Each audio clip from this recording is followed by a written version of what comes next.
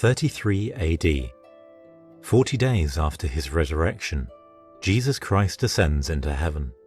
He leaves behind 11 apostles, commissioning them to make disciples of all nations, baptizing them in the name of the Father, and of the Son, and of the Holy Spirit. There were only 500 disciples in the world, all of them located in the remote Roman province of Judea. This is the story of how the gospel spread from 500 disciples in Jerusalem to the whole world. 9 days after the Ascension, the day of Pentecost, the 12 apostles are praying together with Mary, the mother of Jesus. Suddenly the Holy Spirit descends upon them, and Peter preaches to the people of Jerusalem. 3,000 people are converted. The church is born. People from all across the known world are present in Jerusalem to hear Peter's speech. In Acts 8, Philip, while in Gaza, shares the gospel with a eunuch of the royal court of Ethiopia. The eunuch believes the gospel and is baptized. He returns to Ethiopia to spread the good news. Philip continues his preaching in Caesarea Maritima on the Mediterranean coast. In Acts 11, persecuted disciples in Jerusalem flee as far as Phoenicia, Cyprus, and Antioch, where they spread the gospel. Antioch is the third largest city in the Roman Empire after Rome and Alexandria. In Acts 13 and 14, Paul and Barnabas spread the gospel in Cyprus, Pamphylia, and southern Galatia. Following the Council of Jerusalem in Acts 15, Paul sets out on his second missionary journey from Antioch, preaching the gospel in his native Cilicia before moving on to Macedonia and Greece. On his return home, he visits Ephesus, the largest city in the Roman province of Asia in modern-day Turkey, and the fourth largest city in the Roman Empire. In Acts 18-21, Paul sets out from Antioch to visit the churches he had established across Galatia, Asia, Macedonia, and Greece before returning to Jerusalem. In Acts 27, Paul is taken under guard by Roman soldiers from Judea to Rome. After leaving Crete, the ship is lost to a storm, but miraculously lands at Malta in Acts 28, from where Paul makes his final journey to Rome. The narrative history of the Bible ends in Acts 28 with Paul teaching the faith in Rome. Tradition tells us of the journeys of the other apostles. St. James, the older brother of John the Evangelist, preaches the gospel in Spain.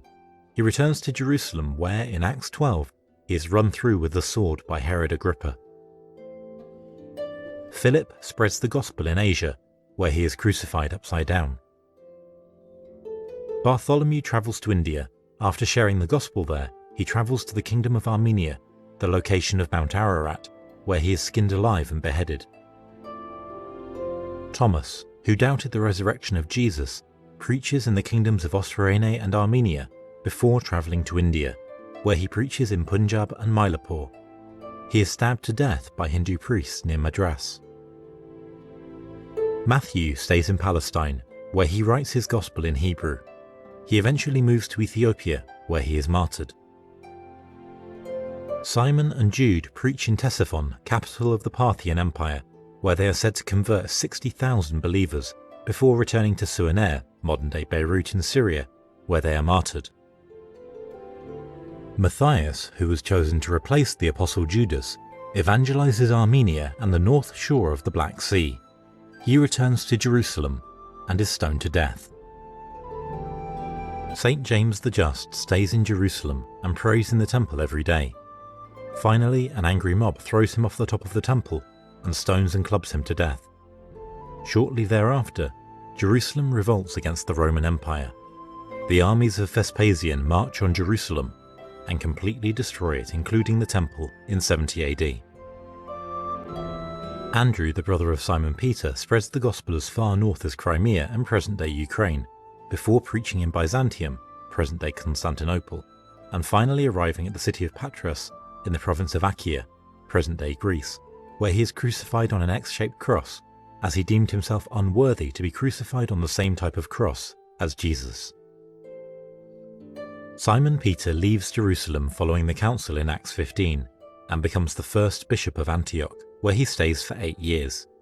He then preaches in Asia before arriving in Rome. Simon Magus, who in Acts 8 had attempted to buy the gift of laying on hands, follows Peter in his travels across the world, performing magic tricks to convince people that he, not Jesus, is the true saviour.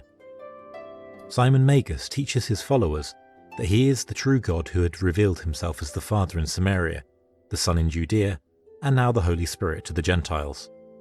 Simon Magus becomes known as the father of all heretics, those who try to lead the faithful astray from the sound teaching of Simon Peter.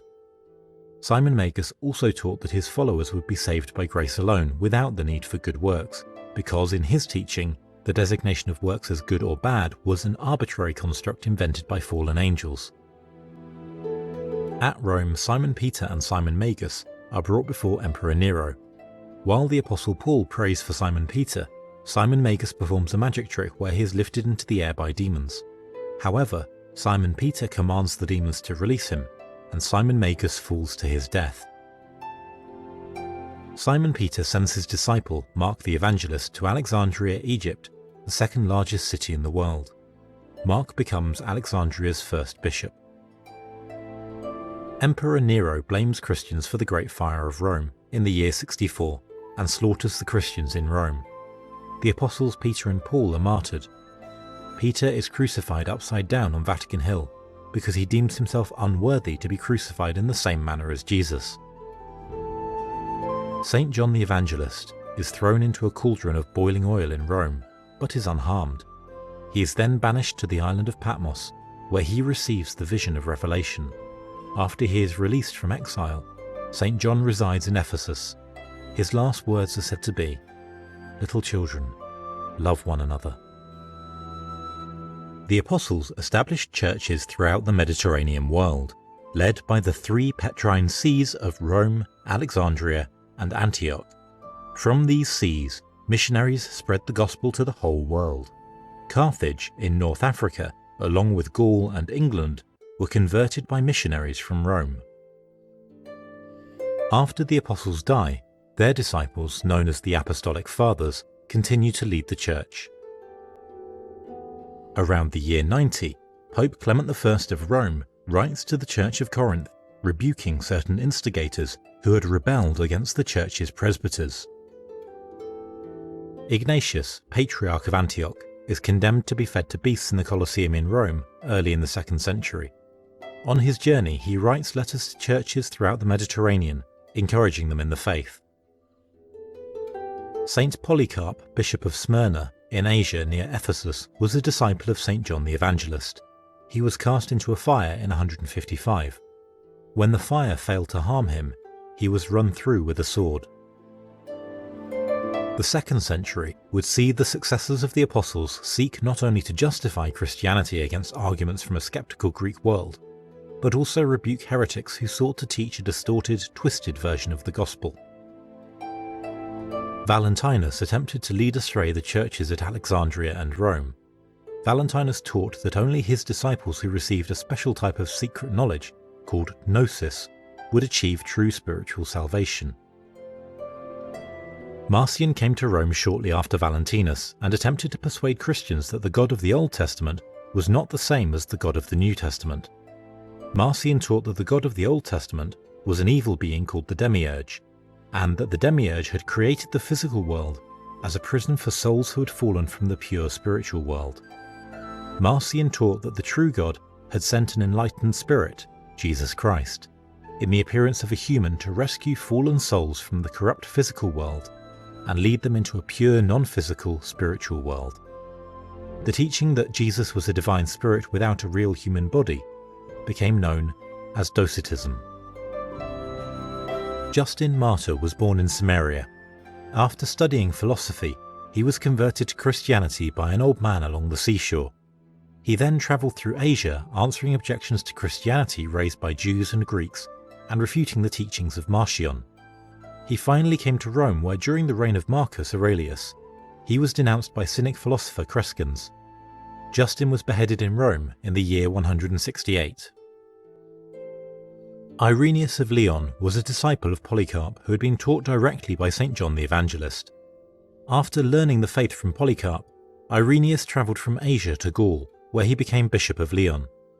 He wrote a grand treatise against the Gnostic system of Valentinus, Against Heresies, which is still preserved to this day. The three largest cities in the Roman Empire were Rome, Alexandria, and Antioch. These cities had authority over their patriarchates, which in the case of Rome included all of the Western Roman Empire, Italy, Africa, Illyricum, and Achaia. Alexandria had authority over Egypt, and Antioch had authority over churches in the Middle East. The bishops of Rome and Alexandria took the title of Pope, while the Bishop of Antioch took the title of Patriarch.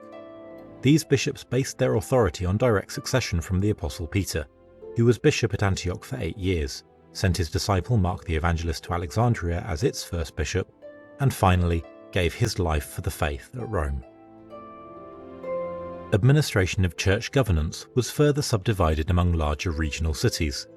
The bishops of the largest cities were called exarchs, while the bishops of smaller regional cities were called metropolitans, who had supervision over bishops in their surrounding areas. In the late 2nd century in Phrygia, a recent convert to Christianity named Montanus started a new movement emphasizing ecstasies and continued revelation from the Holy Spirit. The New Prophecy movement spread throughout the church. Many bishops condemned the movement, but there was not a formal church-wide condemnation. One of the first early feuds within the church was Quarto-Decumanism. In Asia, the followers of St. John the Evangelist celebrated Easter on the 14th of the Jewish month of Nisan, regardless of the day of the week, while the rest of the church celebrated Easter on Sunday. After the church in Asia refused to change to celebrating Easter on Sunday, Pope Victor I threatened to excommunicate them, but Irenaeus, who was from Asia, intervened and asked Victor to show leniency. In time, the Quarto-Decuman practice died out, and the entire church came to celebrate Easter on Sunday.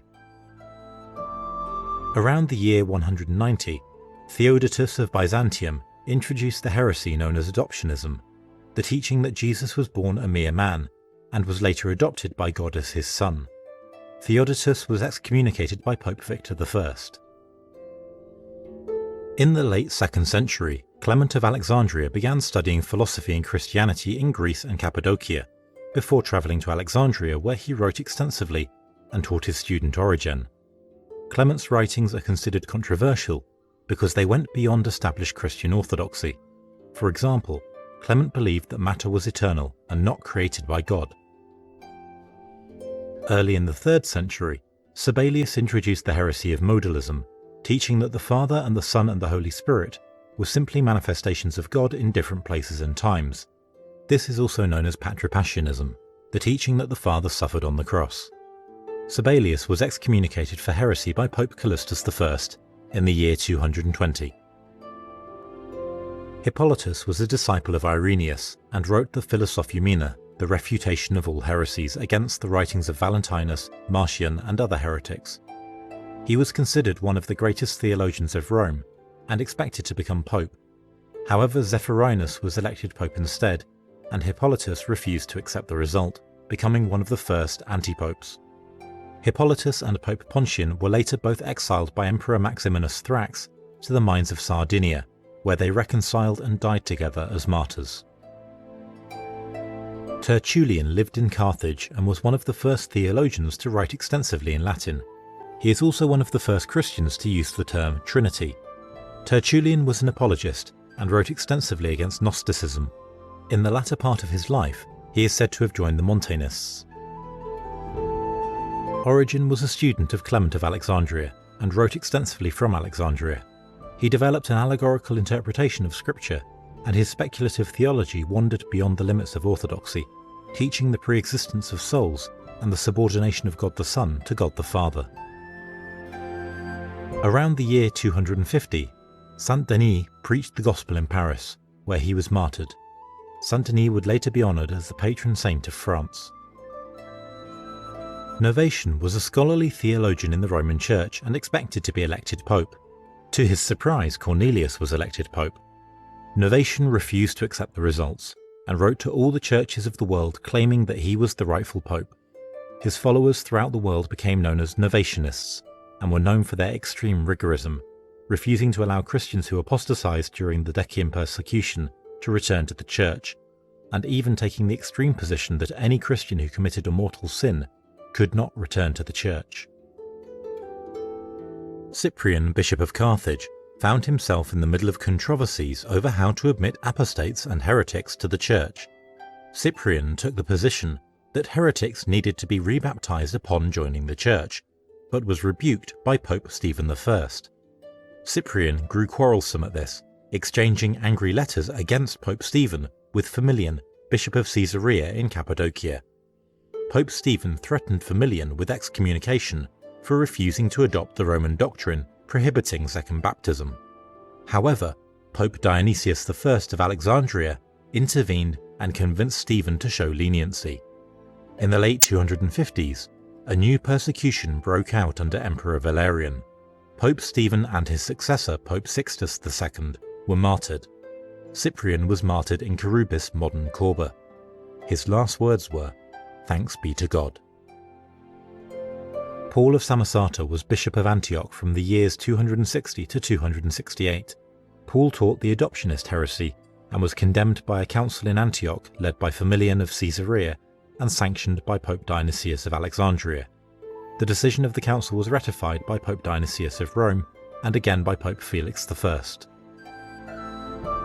In the middle of the 3rd century in Ctesiphon, capital of the Sassanid Empire in Persia, a Jewish Christian Gnostic named Mani began teaching a new religion that he synthesized from Gnostic Christianity, Buddhism, and Zoroastrianism. Although Mani died while imprisoned by the Zoroastrian rulers of the Sassanid Empire, his new religion spread incredibly fast, reaching Rome as early as the year 280. Even Augustine of Hippo was a Manichaean before he converted to Christianity. Manichaeism was intensely persecuted and died out in Europe by the 6th century, although in parts of Central Asia it survived as late as the 14th century. Many neo-Gnostic movements throughout history, such as the Cathars of southern Europe in the 12th through 14th centuries, were based on Manichaeism. The 4th century began with the worldwide persecution of the Church by Emperor Diocletian, the final and bloodiest of 10 great Roman persecutions of the Church. The persecution came to an end with the Edicts of Toleration in the years 311 and 313, under Emperors Galerius and then Constantine. Constantine converted to Christianity, but did not make Christianity the state-mandated religion. Early in the 4th century, a priest in Alexandria named Arius began to teach that Jesus, prior to the Incarnation, was a created being, less than God the Father. This produced great controversy throughout the Church. Although Arius was exiled by Popes Peter and Alexander of Alexandria, Bishop Eusebius of Nicomedia championed the teachings of Arius at the imperial court of Emperor Constantine. Emperor Constantine summoned the Council of Nicaea in 325 to settle the Arian controversy and other issues in the Church. Bishop Hosius of Cordoba in Spain represented Pope Sylvester I as papal legate and presided over the council. According to Athanasius, Hosius wrote the Nicene Creed that was adopted by the council and established the doctrine that the Father and the Son were consubstantial, having the same undivided substance or essence. The Council of Nicaea also confirmed the hierarchy of church governance, in which Rome, Alexandria, and Antioch were acknowledged as the highest sees in the Church. Following the council, Bishop Eusebius of Nicomedia and Arius were banished by Emperor Constantine. However, Eusebius was a skilled politician and quickly re-won the emperor's favour. Constantine brought Eusebius back from exile and made Eusebius his chief religious advisor. At the request of Eusebius, Constantine began deposing bishops who upheld the Orthodox Nicene faith, including Eustathius of Antioch in 330 and Athanasius of Alexandria in 335. Constantine's successor in the Eastern Empire, Constantius II, supported Arianism and made Eusebius bishop of the new imperial capital Constantinople in the year 339.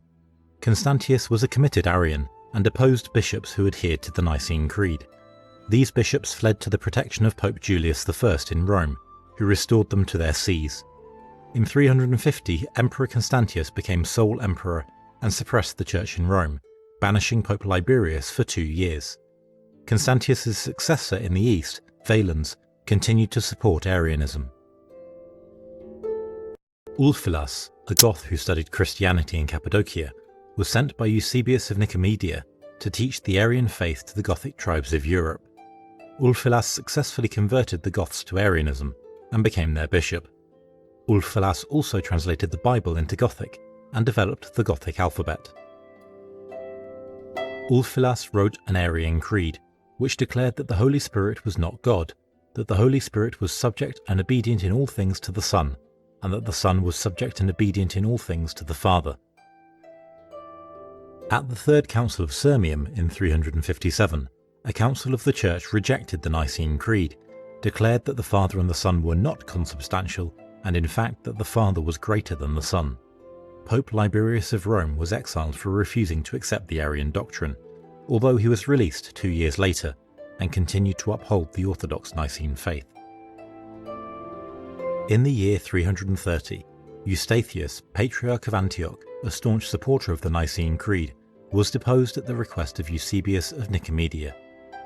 In the following decades, the emperor would continue to appoint Arian bishops over Antioch, while Orthodox Christians in the city became divided between the successors of Paulinus, an Orthodox Nicene Christian, and Meletius, whose initial position was not clear, but who taught Orthodox Nicene Christianity by the end of his life, supporting Gregory of Nazianzus and presiding over the First Council of Constantinople in the year 381. It took until early in the 5th century for the followers of Paulinus to accept the successors of Meletius. Arianism continued to flourish until Emperor Theodosius ascended the imperial throne in the year 379. Theodosius expelled the Arian bishop of Constantinople and appointed Gregory Nazianzen, leader of a small group of Orthodox Nicene Christians, bishop of Constantinople. The city's Arian populace rioted in protest.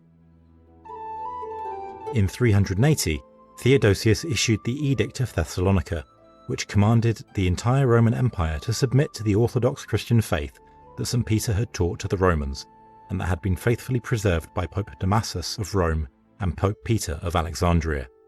Emperor Theodosius subsequently made Arianism illegal throughout the empire.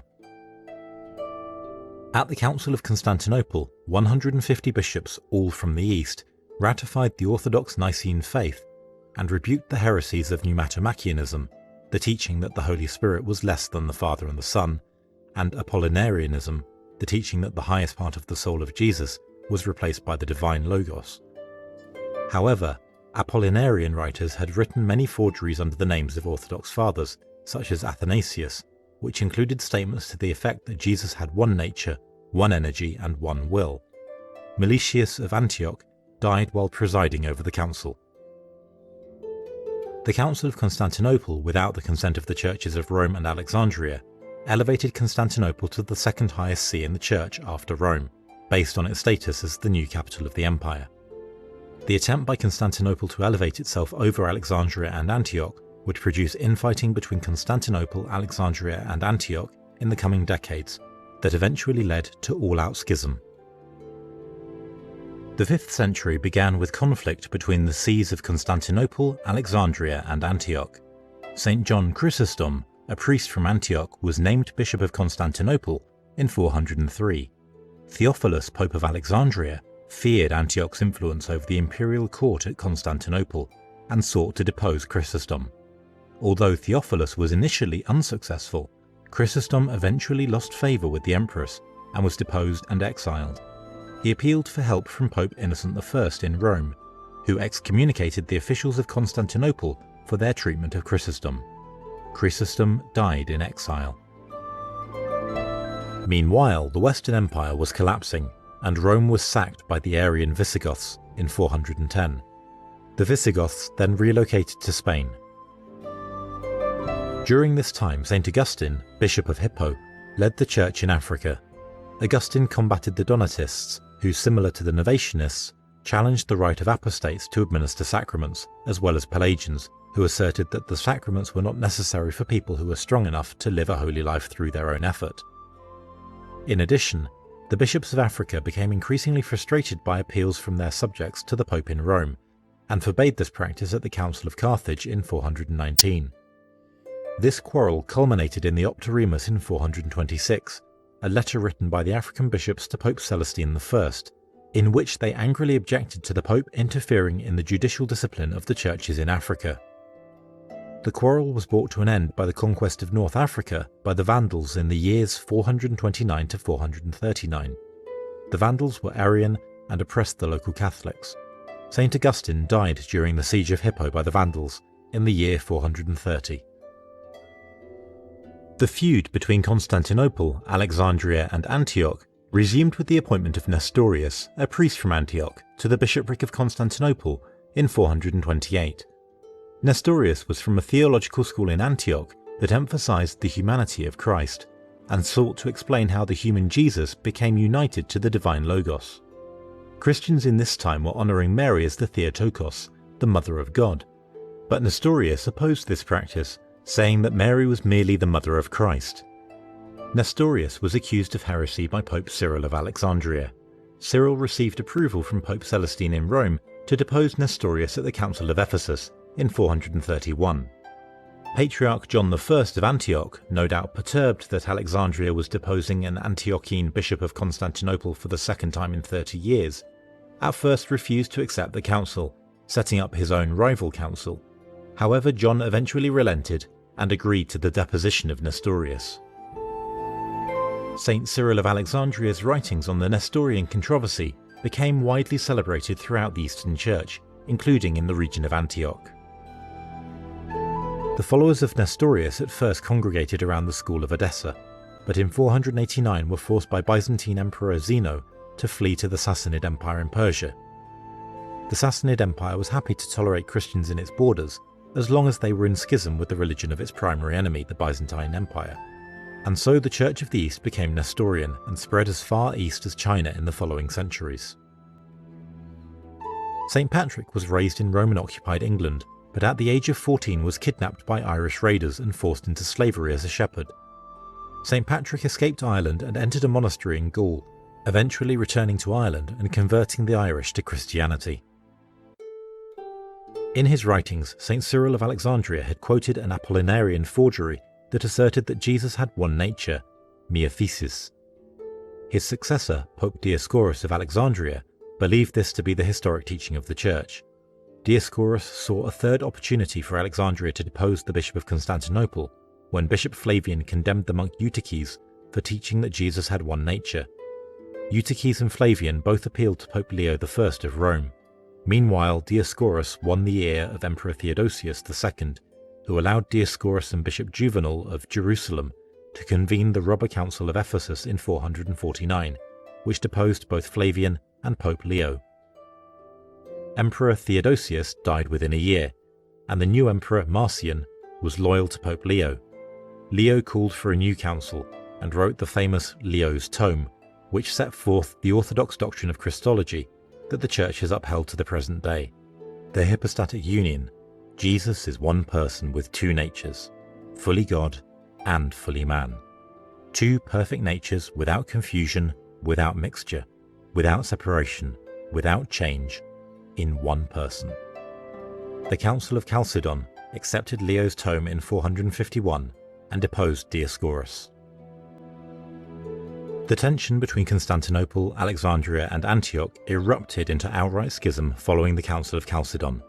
In addition to the Miaphysite controversy, the Council of Chalcedon had attempted to make several important changes in church governance.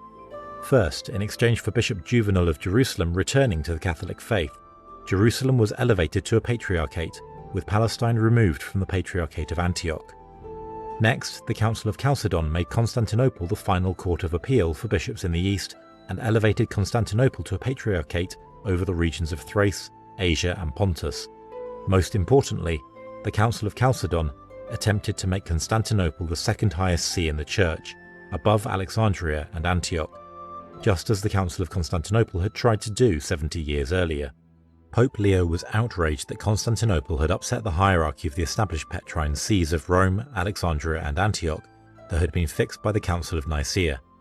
He refused to accept the proposed changes and rebuked Bishop Anatolius of Constantinople for using the Miaphysite controversy as an excuse to usurp power. The people of Alexandria were even more outraged. The Council of Chalcedon had banished their Pope Dioscorus and installed Proterius as bishop. An angry mob in Alexandria killed Proterius and installed Timothy, a zealous Miaphysite, as Pope of Alexandria. In Syria and Palestine, Chalcedon was rejected by the local people. The first great schism in the church had begun.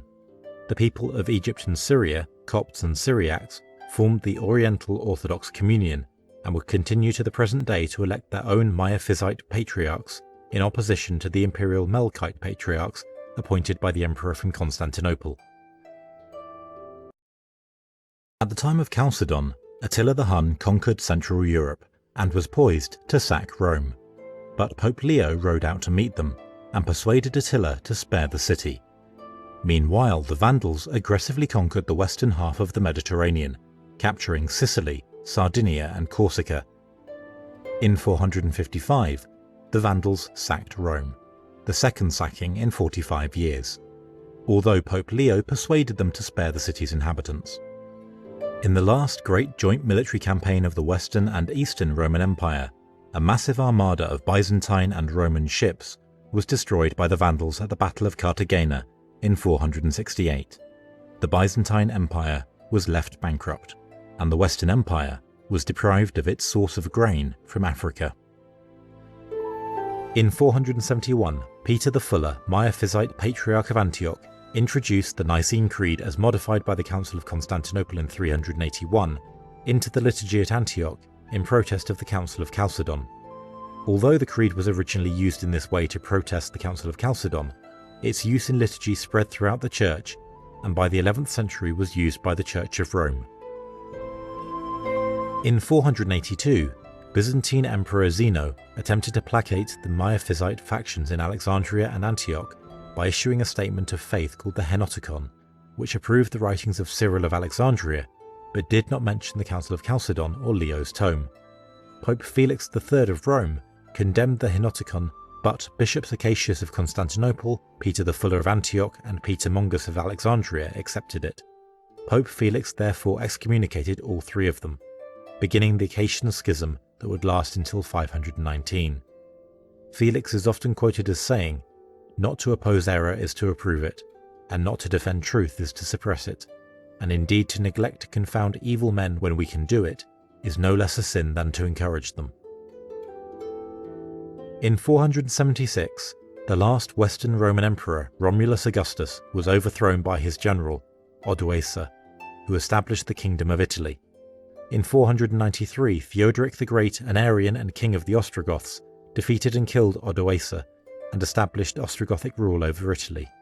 Odoacer's final words were, "Where is God?" 500 years after the birth of Jesus, Orthodox Christianity was on the verge of extinction. Arian kingdoms had conquered all of Europe, Italy, Gaul, Spain, and North Africa. The Byzantine Empire had rejected Leo's tome and embraced Miaphysitism. Rome alone stood for the Orthodox Catholic faith, surrounded on all sides by Arians and Miaphysites. Rome had been sacked twice in the past century, and was now under the rule of an Arian kingdom. In the coming century, Rome would be brought to the brink of annihilation as the armies of Constantinople and the Ostrogoths descended upon it. But a new light began to shine in 508, when King Clovis I of the Franks was baptized as a Catholic. The darkness receded further in 519, when Byzantine Emperor Justin I, unable to maintain ecclesiastical union with Syria and Egypt, sought reunion with Rome and compelled his bishops to submit to the formula of Pope Hormisdas, which affirmed Leo's tome and declared that all who did not agree with the Bishop of Rome were not in communion with the Catholic Church. However, the Miaphysites in Syria and Egypt refused to accept the formula, Leo's tome, or the Council of Chalcedon. The Catholic Church finally brought an end to the Pelagian controversy at the Council of Orange in 529, which condemned semi-Pelagianism, the doctrine that humans of their own effort without the help of the grace of God can come to faith and the desire for baptism.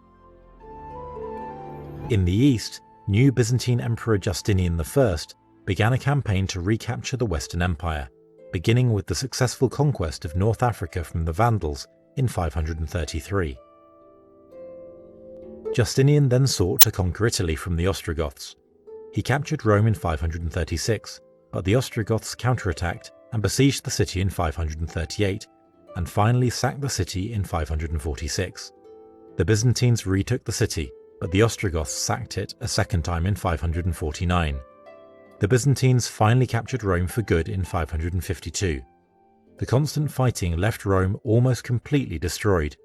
From a population of over 1 million people at the time of the apostles Peter and Paul, the population of Rome fell to a mere 50,000.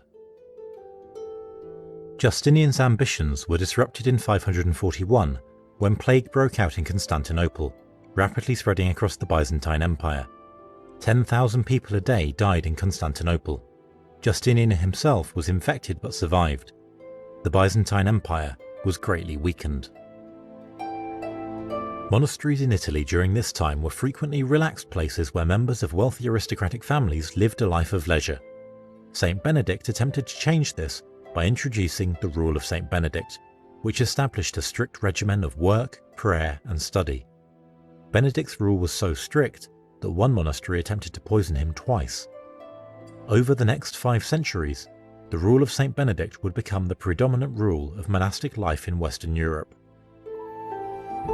While the Ostrogoths were besieging Rome in 545, Emperor Justinian brought Pope Vigilius I to Constantinople, where he stayed at the Placidia Palace and was safe from the constant fighting that was destroying Rome. At Constantinople, Emperor Justinian put pressure on Pope Vigilius to condemn the 3 chapters, certain Nestorian writings from the previous century. Justinian believed their condemnation would help bring reunion with the Miaphysites in Syria and Egypt.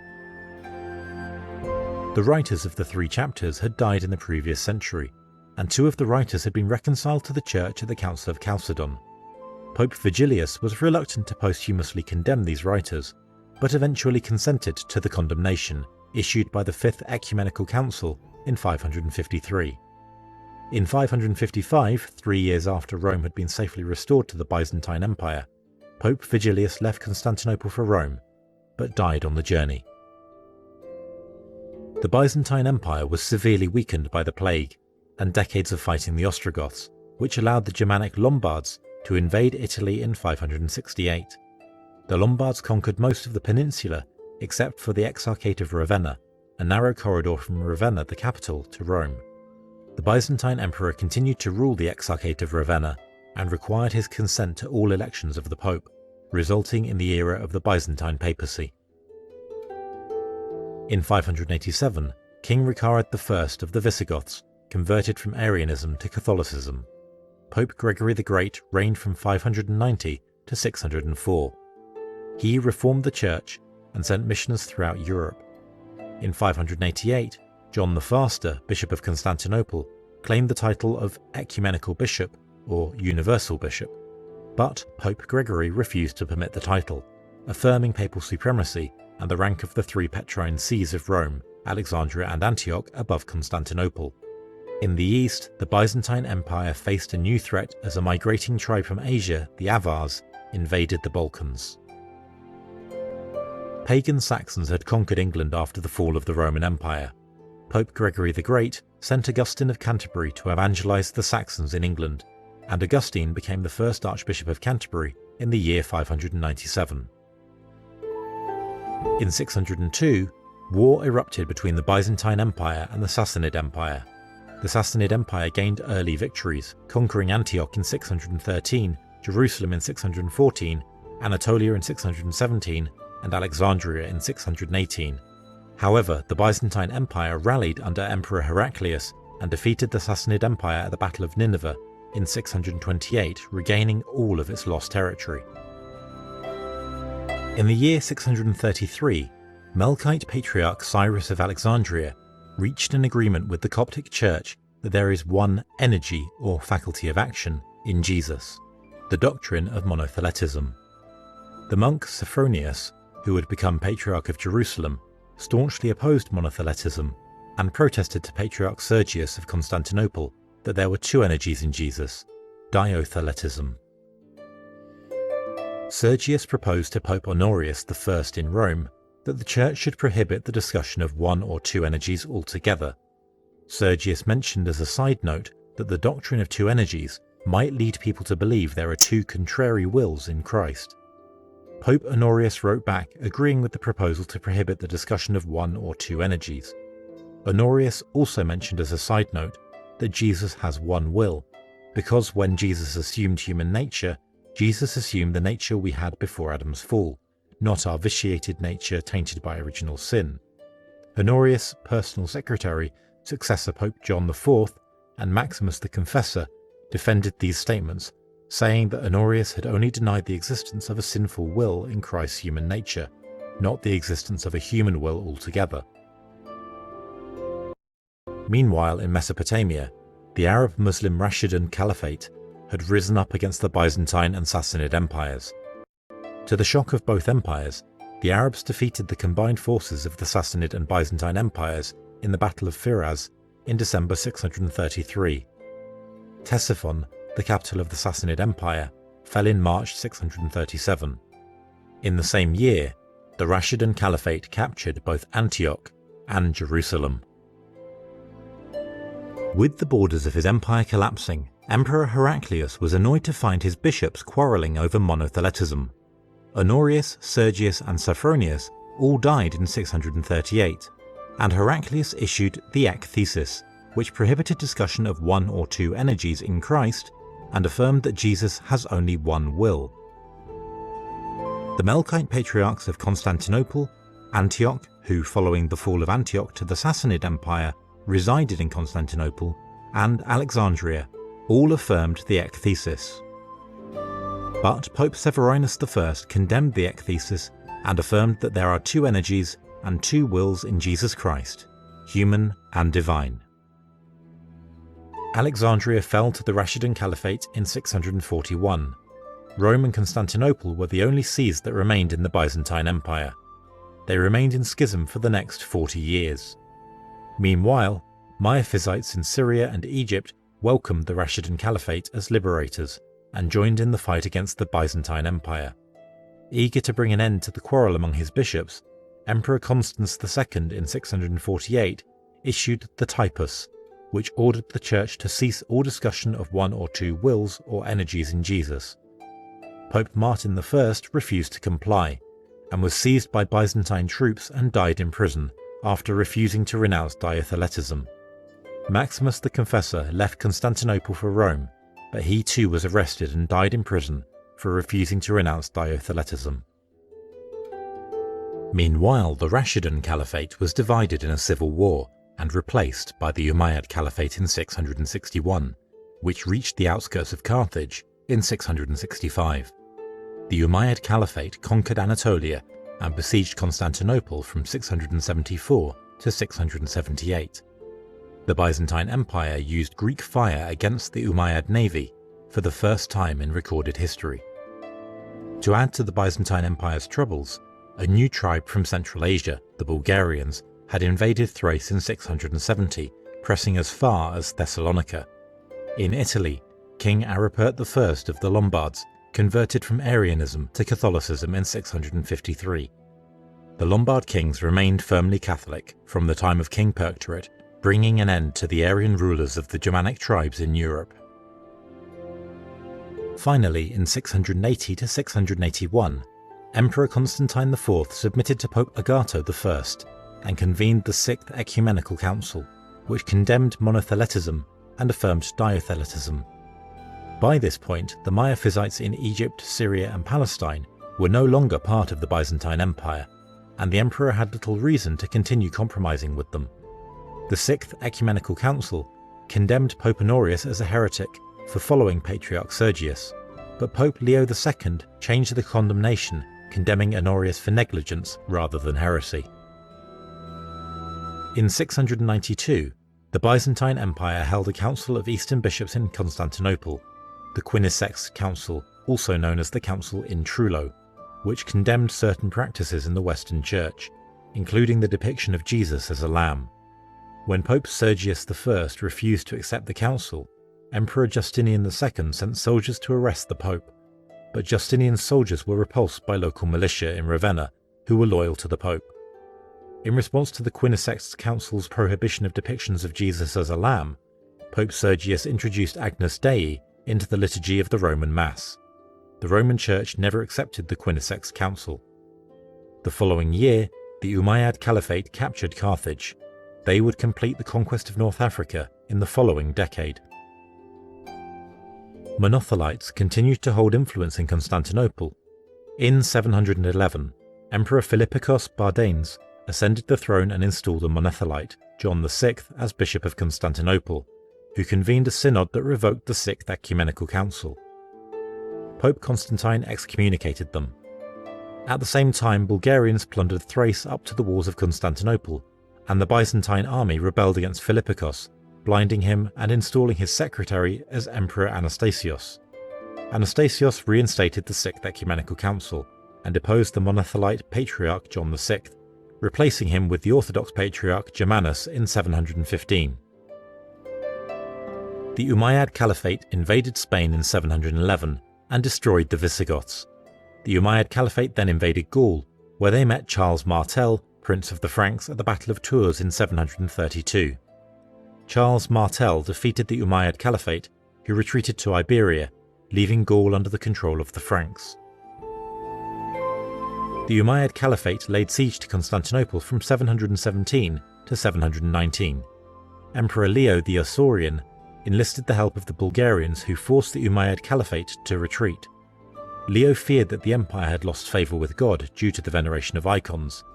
In 730, he issued an edict prohibiting the veneration of icons and installed an iconoclast Anastasios as Patriarch of Constantinople. Pope Gregory II condemned Leo's iconoclasm, and St. John of Damascus, living in Umayyad-held Damascus, wrote a firm defence of the veneration of icons. Leo's successor Constantine V zealously enforced iconoclasm, declaring, "He cannot be depicted, for what is depicted is one person, and he who circumscribes that person has plainly circumscribed the divine nature, which is incapable of being circumscribed." In February 754, Constantine convened a synod of Eastern bishops who voted in favour of iconoclasm. By the end of Constantine's reign, iconoclasm had gone as far as to brand relics and prayers to the saints as heretical. Meanwhile, with the Byzantine Empire distracted by wars against the Bulgarians and Muslims, Lombard king Aistulf captured Ravenna in 751, ending over 2 centuries of Byzantine rule. Following the Lombard conquest of Ravenna, Pope Zachary appealed for help from Pepin the Younger, whom he crowned King of the Franks. The Franks invaded Italy and conquered the Lombards, and granted most of the former exarchate of Ravenna to the Pope as his temporal domain, which would become known as the Papal States. This marked a significant new era in the papacy, which for the previous 200 years had been under the relatively stable protection of the Byzantine Empire. For the next 800 years, the papacy would find itself at the centre of seemingly unending conflicts between Italian principalities and Europe's great powers. The popes of Rome continued to oppose Byzantine iconoclasm. Emperor Constantine VI finally relented and allowed the Seventh Ecumenical Council to meet in 787. The council had to meet in Nicaea, site of the First Ecumenical Council, in 325, because the city of Constantinople was under iconoclast rule. The Seventh Ecumenical Council agreed to the demands of Pope Adrian I and affirmed the orthodoxy of the veneration of icons of Jesus, the Blessed Virgin Mary, the angels and the saints. On Christmas Day in 800, Pope Leo III crowned Charlemagne Holy Roman Emperor at St. Peter's Basilica in Rome. While the Byzantine Empire saw it as a betrayal, since it had been the guardian of the faith for the past 400 years, the Pope hoped it would usher in a new era of stability and independence and free the papacy from outside political meddling. Instead, Charlemagne's empire would quickly splinter after his death, and the papacy would find itself at the mercy of whichever Italian principality happened to have the most power at any particular moment. In 823, King Harald Klak of Denmark was baptized, and Catholic missionaries continued to spread the gospel in Norway and Sweden. In 815, Byzantine Emperor Leo V reinstituted iconoclasm. Pope Paschal I offered persecuted Byzantine monks refuge in Rome. Saint Theodore the Studite in Constantinople wrote zealously against iconoclasm. Finally, in 843, Byzantine Emperor Michael III deposed the iconoclast Patriarch John VII of Constantinople, replacing him with Patriarch Methodius I, which brought an end to Constantinople's second era of iconoclasm. In 827, the Abbasid Caliphate launched an invasion of Sicily and southern Italy, which had been under Byzantine rule. In 846, the Aghlabites, vassals of the Abbasid Caliphate and known to Italy as Saracens, landed in central Italy and defeated the local Roman militia. The Saracens plundered all of Rome outside the Aurelian Wall, including St. Peter's Basilica, where Pope Leo III had crowned Charlemagne Holy Roman Emperor just 46 years earlier.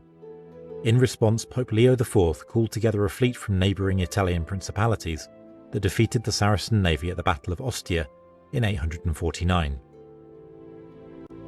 Missionaries Cyril and Methodius converted the Slavic tribes of Central Europe in Great Moravia and Pannonia from 862 to 885, and brought these tribes into communion with Rome. In 858, Patriarch Ignatius of Constantinople was deposed, and a layman, Photius, was appointed Patriarch by Emperor Michael III. Ignatius and Photius both appealed to Pope Nicholas I, who recognized Ignatius as rightful Patriarch. Rome and Constantinople fell into schism until 867, when Nicholas died and Photius was deposed by new Emperor Basil I. In 864, Khan Boris I of Bulgaria was baptized into the Catholic faith and sought competing offers from Rome and Constantinople as to which patriarchate he should belong to. In 869, the Fourth Council of Constantinople affirmed the deposition of Photius and prohibited criticism of the Pope. It also affirmed the veneration of images of Jesus, his mother Mary, the angels and the saints, and recognized Constantinople as the second highest see in the Church.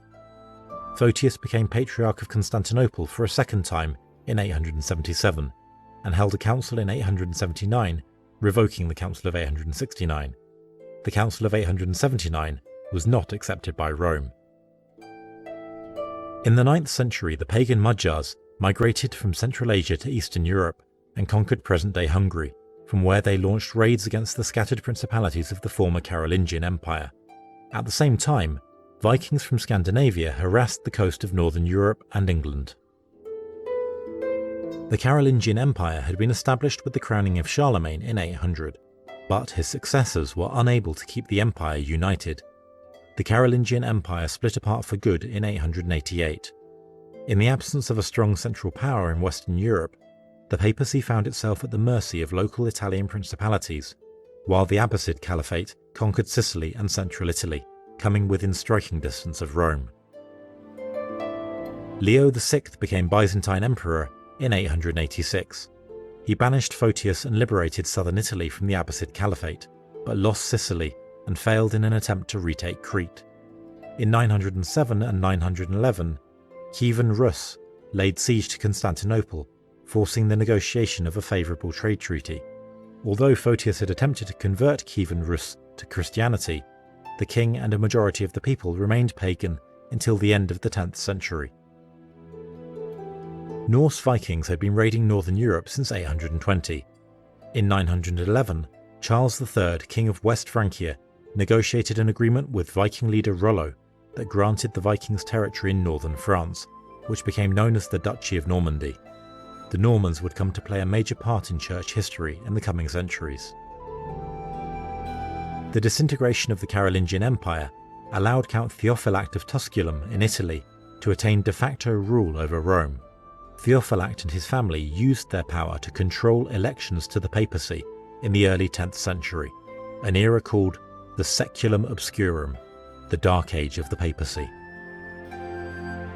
While Rome was dominated by the Count of Tusculum, monasticism and church discipline declined across Europe as the Carolingian Empire disintegrated into countless separate fiefdoms. In 910, Saint Berno became abbot of the new Abbey of Cluny, and immediately enforced a strict interpretation of the rule of Saint Benedict. In the following century, a new line of popes would emerge from Cluny Abbey to reform the Church and defy the Holy Roman Emperor. The Abbasid Caliphate captured central Italy in the late 9th century, threatening Rome itself. In 915, Italian forces under the command of Pope John X and Byzantine forces from southern Italy attacked the main Abbasid fortress on the Garigliano River in central Italy. The Abbasids were defeated and driven from mainland Italy back to Sicily. Otto, Duke of Saxony, united the German territories of the former Carolingian Empire and restored the Holy Roman Empire. Otto brought an end to the Magyar raids against Europe with his victory at the Battle of Lechfeld in 955, earning him the reputation as the saviour of Christendom. In 961, Otto conquered Italy and was crowned Holy Roman Emperor at St. Peter's Basilica in 962.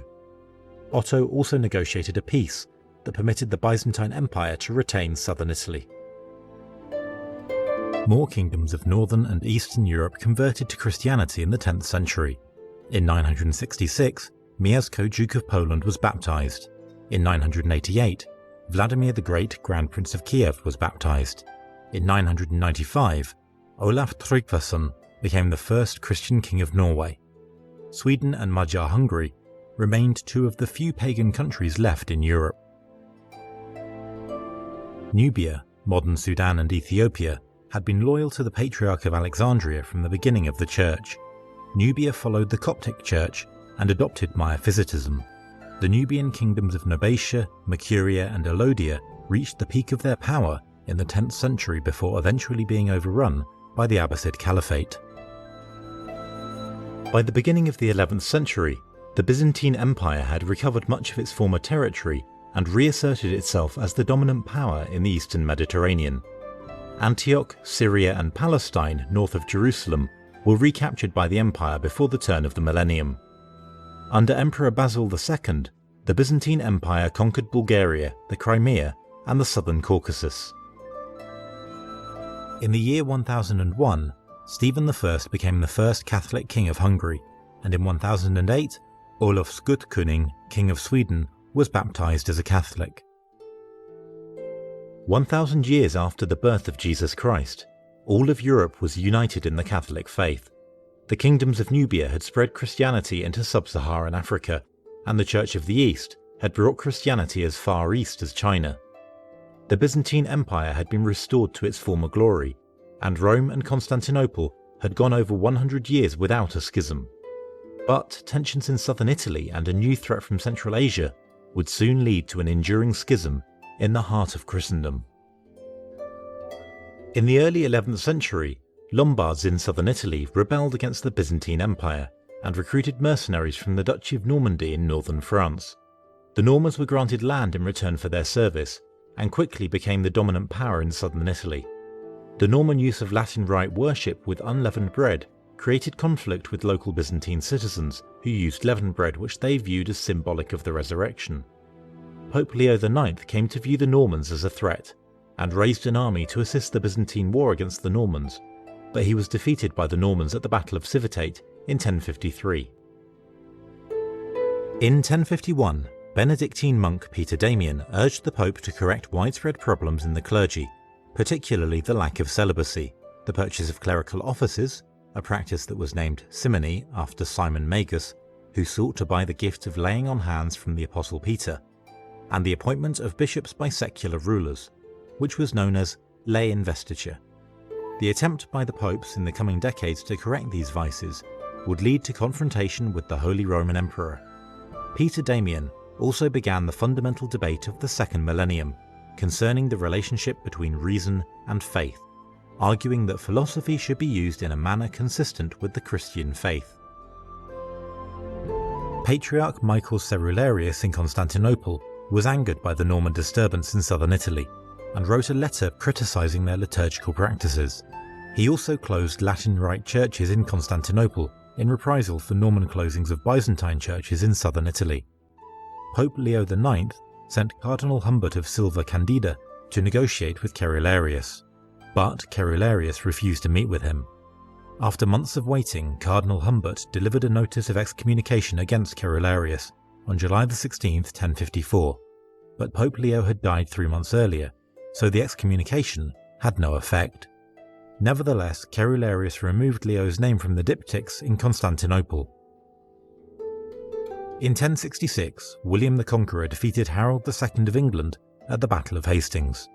William became King of England. In southern Italy, Pope Nicholas II made peace with the Normans, investing Norman leader Robert Guiscard as Duke of Southern Italy and Sicily. The Normans finished their conquest of Byzantine southern Italy and Sicily in 1072 and turned their sights on the Balkans, where Norman leader Robert Guiscard defeated the Byzantine Empire in a series of battles and established a short-lived Norman foothold. However, the Normans were urgently recalled to Italy by Pope Gregory, who was under siege by Emperor Henry IV of the Holy Roman Empire. By 1073, the Holy Roman Empire had fallen from its heights under Otto I and was facing fragmentation and decentralization as various principalities challenged the authority of Emperor Henry IV. Meanwhile, Pope Gregory VII was attempting to reform the Church by restoring priestly celibacy, ending simony, and ending lay investiture, the appointment of bishops by the secular king. This last reform brought Pope Gregory into conflict with Emperor Henry, and after the emperor attempted to depose Gregory, Gregory deposed and excommunicated the emperor. After several attempts at reconciliation, Emperor Henry IV invaded Rome and appointed Guibert of Ravenna as anti-Pope Clement III. Robert Guiscard defeated Emperor Henry IV at Rome, but following the victory, Robert Guiscard's Norman soldiers plundered the city. After 3 days, the people of Rome rose up against the Normans, but the Normans suppressed them and set fire to much of the city. Pope Gregory VII was exiled and died shortly thereafter. Robert Guiscard's army left Rome to focus on their war with the Byzantine Empire, leaving anti-Pope Clement III, who was loyal to the Holy Roman Empire, in control of the city. The next two popes, Victor III and Urban II, were forced to reign from outside the city until 1096, when a French army called to the Crusades by Pope Urban II liberated Rome and allowed Pope Urban to safely return. The foremost theologian of the 11th century was Bishop Anselm of Canterbury, who introduced the ontological proof for the existence of God, argued in favour of the procession of the Holy Spirit from the Father and the Son, and taught the satisfaction theory of the atonement, that Jesus Christ offered himself on the cross, not merely as a ransom to the devil, but in satisfaction of the debt of honour that mankind owed to God. Anselm became embroiled in what would become the fundamental philosophical debate of the second millennium, concerning the relationship between universals and particulars. The Latin world had generally accepted the realist philosophy of Plato and Aristotle, that universals have a real existence. Late in the 11th century, a French philosopher named Roscelin challenged realism and introduced the philosophy known as nominalism, teaching that only particulars exist, and that universals are merely words given to common attributes of particulars. Roscelin also argued that the Father and the Son and the Holy Spirit were not one God, but three gods.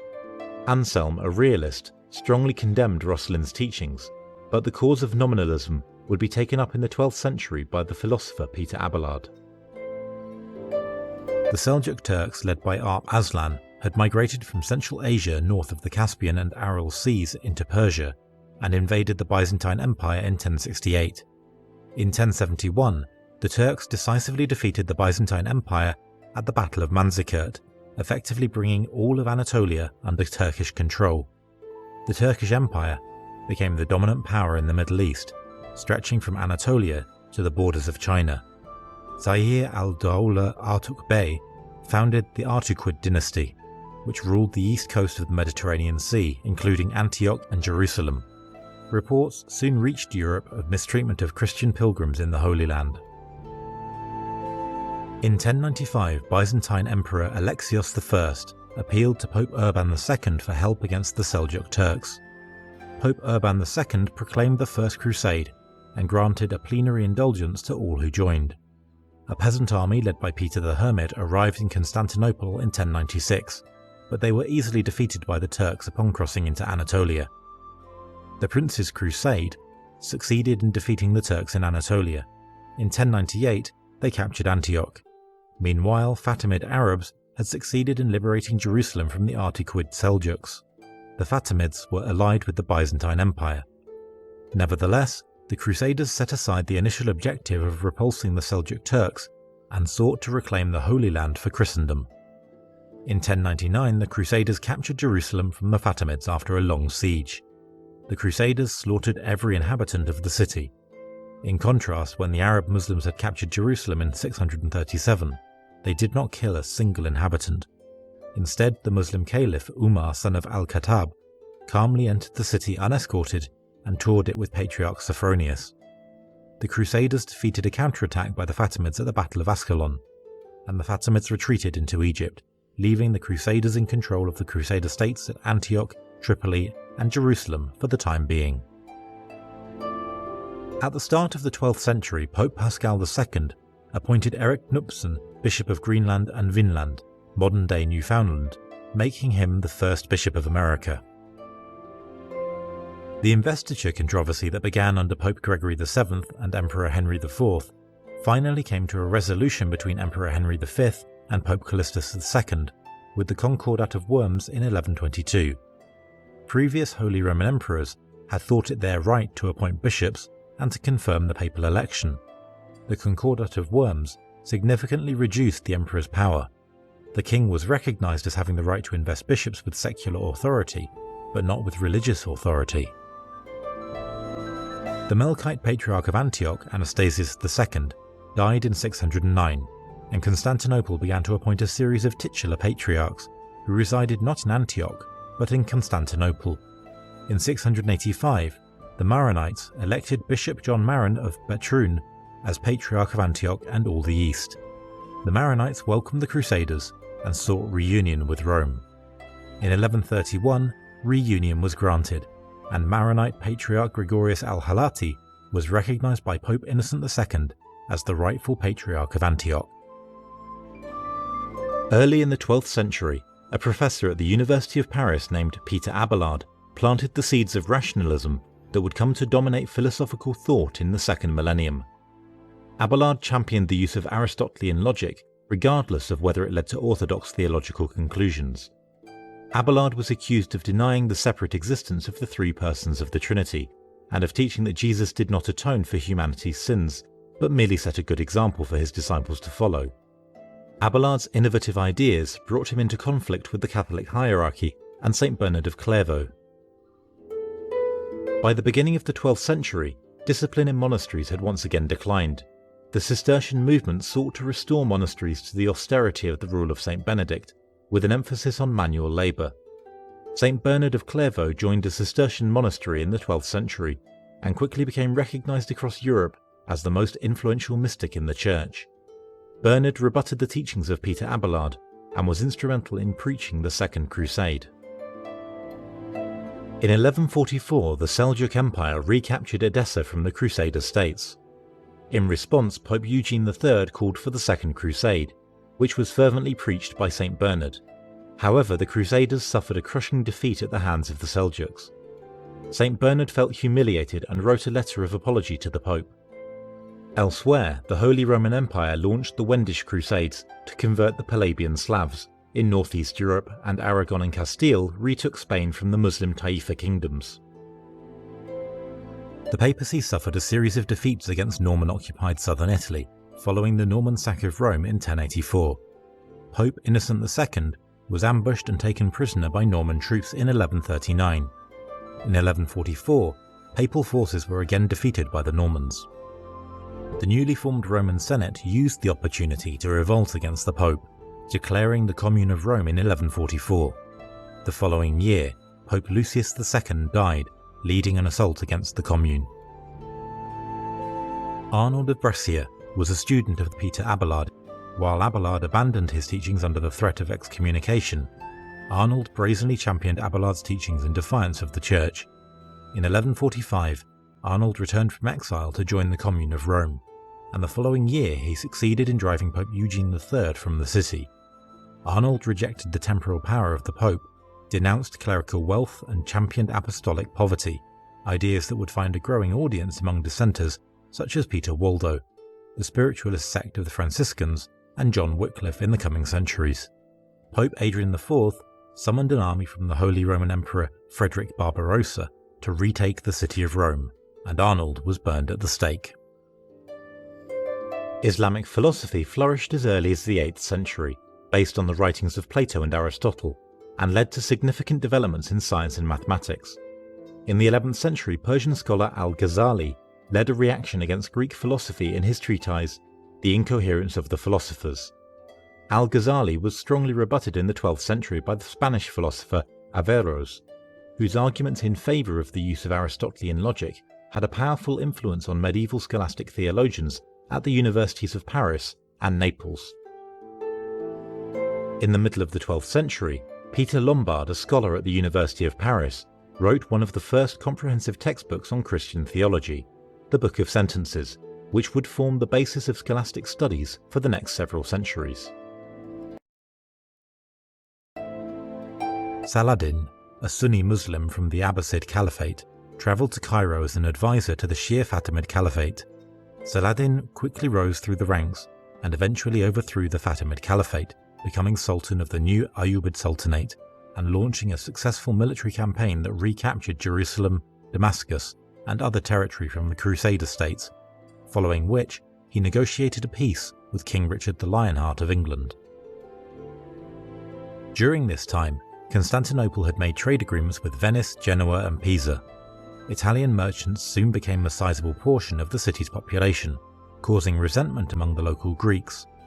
Tensions in Constantinople finally boiled over in 1182, when the Greeks massacred nearly the entire 60,000 Italian population of Constantinople. In 1194, Holy Roman Emperor Henry VI took control of the Norman kingdom southern Italy and Sicily through his marriage to Constance, daughter of the Norman king Roger II. Henry's son Frederick would go on to lead a series of wars against the city-states of Italy that would eventually lead the Pope to turn to a new ally, France. Venice got its revenge against Constantinople in 1204, when the Fourth Crusade, which had been commissioned to come to the aid of the Crusader states, instead sacked Constantinople and replaced the Byzantine Empire with the Latin Empire. The Byzantine Empire split into 3 different kingdoms on the opposite shores around Nicaea. In 1209, Francis of Assisi formed the Order of Friars Minor with the approval of Pope Innocent III. The friars devoted themselves to lives of poverty and preaching. In southern France, the old heresy of Manichaeism had been revived by the Cathars. In 1209, Pope Innocent III proclaimed a crusade against the Cathars, which was completed by the Kingdom of France in 1226. Saint Dominic, founder of the Order of Preachers, followed the Crusader armies, preaching conversion to the Cathar people. As early as the 8th century, the doctrine of the Holy Eucharist had been the subject of academic discussion in Western Europe. In the 11th century, Berenger of Tours was condemned for denying that the body and blood of Jesus Christ were truly present in the sacrament of the Eucharist. In 1215, the Fourth Lateran Council affirmed the doctrine of transubstantiation, declaring, "His body and blood are truly contained in the sacrament of the altar under the forms of bread and wine, the bread and wine having been transubstantiated by God's power into his body and blood, so that in order to achieve this mystery of unity, we receive from God what he received from us." Throughout the first half of the 13th century, Holy Roman Emperor Frederick II led multiple military campaigns against Italian city-states that resisted his rule. Supporters of the emperor became known as Ghibellines, while opponents of the emperor became known as Guelphs. The constant fighting and chaos throughout Italy destabilized and endangered the papacy. In the coming decades, Pope Urban IV would turn to the French Duke Charles of Anjou to restore stability to the Italian peninsula. The Carmelite order was the only Catholic religious order formed in the Crusader states and was named after Mount Carmel in northern Palestine. In 1251, a Carmelite priest in England named Simon Stock received a vision of the Blessed Virgin Mary, in which she gave him the brown scapular, promising that those who died wearing the scapular would be saved.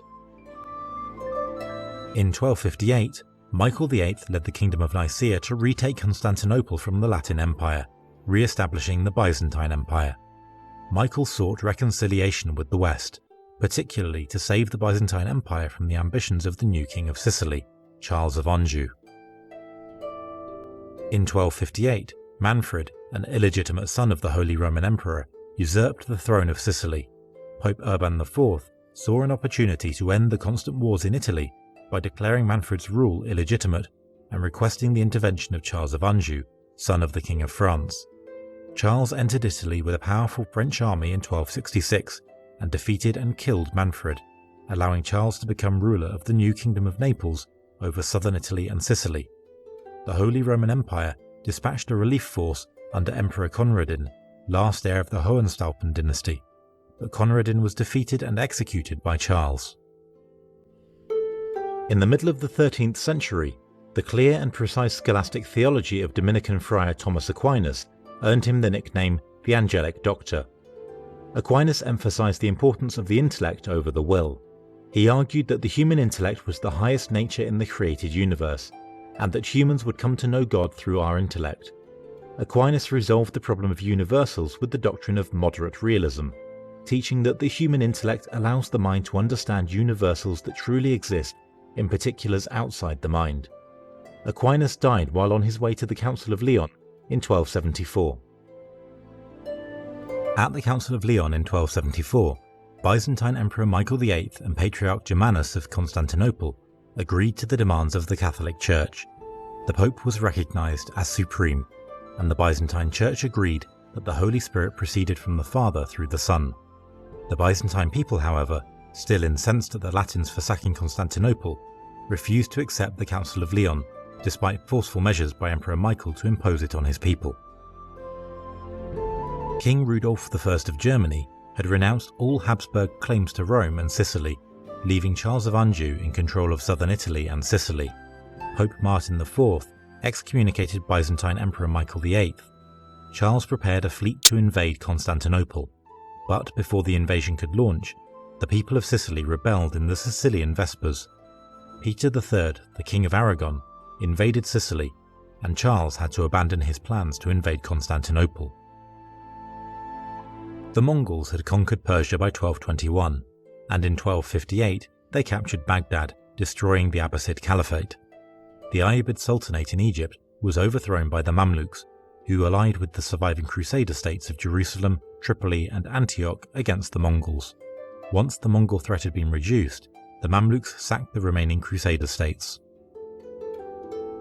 In response to Aragon's invasion of Sicily, Pope Martin IV called for the Aragonese Crusades, which saw over 100,000 French soldiers under King Philip III, the nephew of Charles of Anjou, invade Spain. Nearly the entire French army was destroyed, and King Philip died. His son Philip IV managed to escape back to France. In 1288, a Nestorian priest from China, Rabban Bar Salma, completed his journey to Rome, where he was welcomed by Pope Nicholas IV and allowed to celebrate Mass in his own liturgical rite. Perhaps the only scholastic rival to Thomas Aquinas was the Franciscan theologian Duns Scotus, who in the late 13th century developed a theology that emphasized God's freedom of will rather than God's intellect, which had been the emphasis of Aquinas.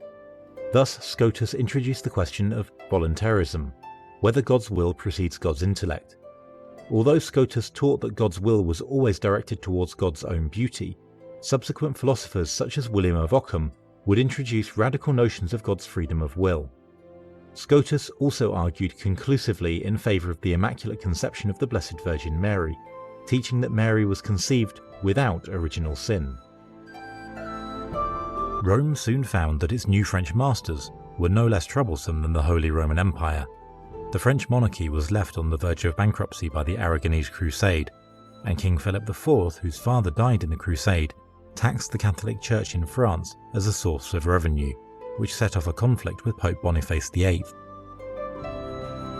King Philip IV called a council to assert the king's rights over the Church in France. In 1302, Pope Boniface VIII responded with the papal bull, Unum Sanctum, which declared that the Pope not only held supreme spiritual authority on earth, but also all temporal authority, and that all kings, including Philip, were subject to the Pope. The bull famously states, "We declare, we proclaim, we define that it is absolutely necessary for salvation that every human creature be subject to the Roman Pontiff." King Philip IV was outraged by Unum Sanctum and ordered Pope Boniface to be abducted. The Pope was kidnapped but quickly liberated, and died shortly thereafter from his mistreatment in captivity. In 1309, Pope Clement V moved the papal court to Avignon near the French border to placate King Philip. The Avignon papacy would last until 1377, when Pope Gregory XI, at the urging of St. Catherine of Siena, returned the papacy to Rome.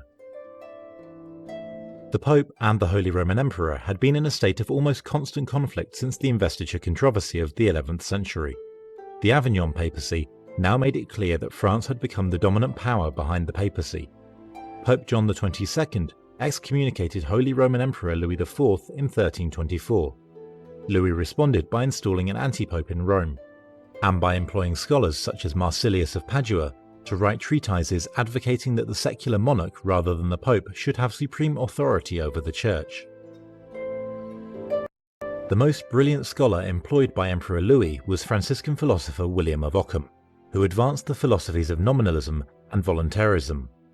Ockham challenged Aquinas' solution to the problem of universals, arguing that only particulars exist outside the mind, and that universals are the mental substitute for real things, a philosophy known as Terminism. Ockham also radically advanced the notion of voluntarism that had been introduced by Duns Scotus, arguing that God was radically free to act in any manner. Ockham went so far as to declare that God could have redeemed the human race by becoming a donkey rather than a man. Ockham became known as the father of epistemology and would have a profound influence on philosophers throughout the second millennium. His followers included Geert Groote, founder of the Devotio Moderna, and Martin Luther, who started the Protestant Reformation. Ockham fell into conflict with Pope John XXII over the issue of Franciscan poverty and was excommunicated. Meanwhile, in Constantinople, controversy arose when Gregory Palamas, a practitioner of the monastic movement known as Hayskasm, argued that a real distinction exists between God's existence and God's energies. Palamas taught that God interacts with the created world through his uncreated energies. This teaching was ratified by a series of synods at Constantinople from 1341 to 1351. However, Latin scholars condemned the teaching, arguing that the teaching of a real distinction between God's essence and energies amounts to polytheism. King Charles IV of France died without a male heir in 1328. His nearest relative was King Edward III of England, who claimed the French throne. Instead, Philip VI, cousin of Charles, was crowned king.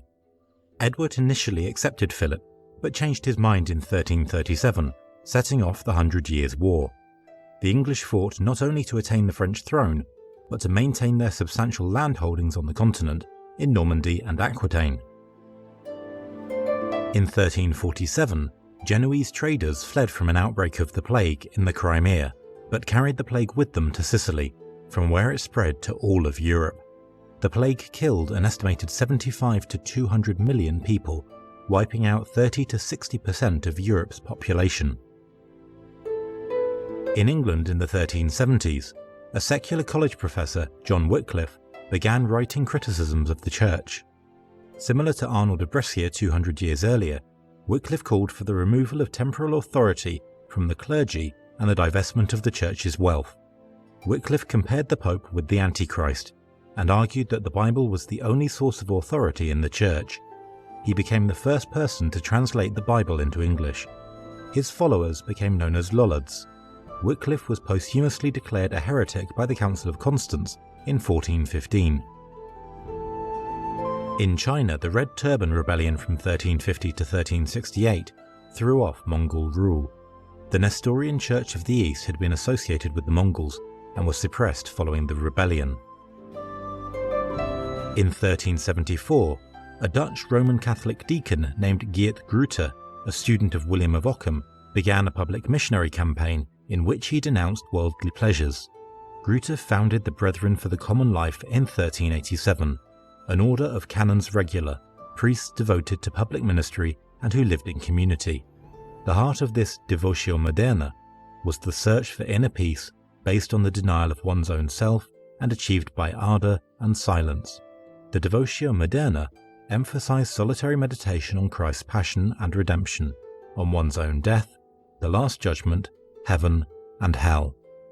Thomas A. Kempis, author of the popular devotional book The Imitation of Christ, was a priest in the Brethren for Common Life. In 1378, just 1 year after the end of the Avignon papacy, a faction of cardinals rebelled against Pope Urban VI, electing anti-Pope Clement VII in Avignon. Successors of anti-Pope Clement VII continued to claim to be the rightful pope until 1429. The schism was exacerbated by a council in Pisa in 1409 that elected a second anti-pope. Migrating Muslims from Persia and the Oghuz Turkish homeland overcame the Seljuks in Anatolia and formed the Ottoman Empire in the 13th century. The Ottomans conquered Anatolia and successfully invaded Eastern Europe, seizing most of Bulgaria, Serbia, Macedonia and the Balkans, leaving Constantinople almost entirely surrounded. Timur, founder of the Timurid Empire, invaded Anatolia in 1403 and decisively defeated the Ottomans at the Battle of Ankara in 1403. The surviving Ottoman factions were thrown into civil war for the following 10 years. Timur also defeated the Mamluk Muslims in the Levant and Iraq, leaving his empire as the dominant Muslim power in the Middle East. Timur died in 1405, and his empire disintegrated, leaving the Ottomans and Mamluks to struggle for control of the Middle East. The Western Schism was finally brought to an end when Pope Gregory XII resigned following the Council of Constance in 1415. Gregory died in 1417, and Pope Martin V was elected in his place. The Council of Constance gave rise to the conciliar movement in the 15th century, the doctrine that church councils had more authority than the Pope. The Roman Church never accepted the conciliar movement, and Pope Martin V was quick to assert the supremacy of the Pope over church councils. The Council of Constance had condemned Jan Hus, a Bohemian priest who followed some of the teachings of John Wycliffe, criticised indulgences, and asserted the authority of Scripture over the hierarchy of the Church. Hus was burned at the stake by the Council of Constance in 1415, and his followers in Bohemia revolted against the Catholic Church. A radical party of Hussites rejected everything that they believed had no basis in the Bible, such as the veneration of saints and images, fasts, intercession for the dead, confession, indulgences, and the sacraments of confirmation and the anointing of the sick. Pope Martin V authorized 4 crusades against the Hussites, but Hussite leader Jan Žižka defeated all 4 of them. A series of compromises were negotiated between the moderate Hussites and the Catholic Church over the next century. Anti-Pope Clement VIII in Avignon did not resign until 1429.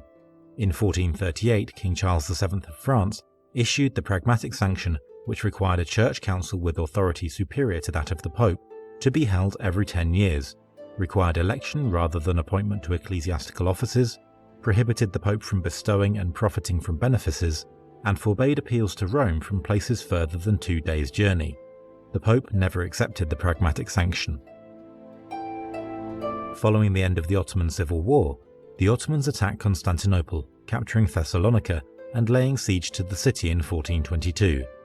Byzantine Emperor John VIII visited Pope Eugene IV to ask for help. The Council of Florence met in 1439, attended by Byzantine Emperor John VIII and Patriarch Joseph II of Constantinople, as well as over 700 delegates from various Eastern nations, including Russia, Armenia and Ethiopia. The Byzantines agreed to Catholic demands at the council, but once again the people of Constantinople refused to accept it. Grand Prince Vasily of the Grand Duchy of Moscow also refused to accept the council. Sultan Murad II had treated Constantinople as a vassal state until his death in 1451, when his son Mehmed II took the throne and was determined to bring an end to the Byzantine Empire once and for all. Mehmed used the new technology of siege cannons to destroy Constantinople's walls, which had defended the city against all would-be conquerors for over 1,000 years. On May 29, 1453, the Ottomans breached the city walls, killed Emperor Constantine XI, and plundered the city for 3 days.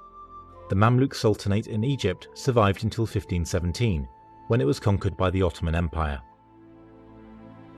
French King Charles VII successfully defeated the remaining English possessions in Normandy, bringing an effective end to the 100 Years' War with his victory at the Battle of Castillon in July 1453.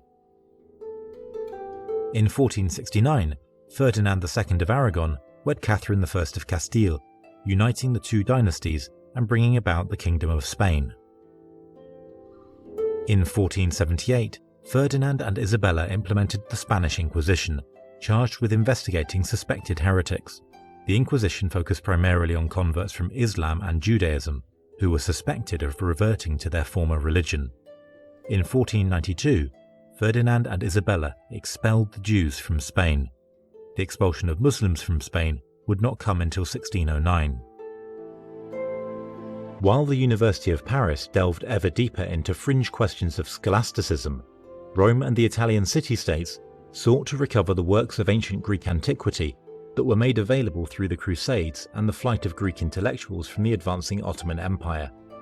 These ancient Greek writings introduced new secular humanist modes of thought to Western Europe, such as the maxim of the ancient Greek writer Protagoras, "Man is the measure of all things."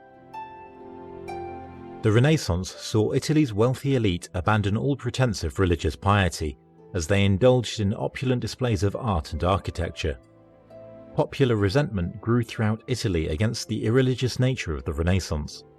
In Florence, Dominican friar Girolamo Savonarola led a revolt and briefly took over the government. Savonarola was excommunicated and publicly executed. Florence remained under the rule of a revolutionary government whose Secretary of War was Niccolò Machiavelli. In 1488, Portuguese explorers rounded the Cape of Good Hope for the first time in modern history. In 1492, Christopher Columbus discovered the Americas. These events paved the way for Catholic missionary work across the whole world in the coming centuries. The Italian city-states of Genoa, Venice, Milan, Florence, and Pisa had been in an almost constant state of war with each other for several centuries. In the early 16th century, they appealed for intervention from the two largest powers in Europe, France and the Holy Roman Empire. When France sought an alliance with Spain, the Spanish quickly used their holdings in Sicily to take over the Kingdom of Naples. The Pope now found himself caught between three great powers: France, Spain, and the Holy Roman Empire. 1500 years after the birth of Jesus, Christianity was fracturing. In Africa and Asia, Nubian Christianity and the Church of the East had shrunk significantly from their former peak. Most of the population in the Greek, Oriental Orthodox and Nestorian churches had rejected the reunion that had been negotiated at the Council of Florence. The Ottoman Empire had conquered all the original apostolic churches other than Rome. Germany, under the influence of writers such as William of Ockham and Jan Hus, had lost respect for the Pope. France had come to view church councils and its king as superior to the Pope, and Italy had fallen into the decadent excesses of the Renaissance.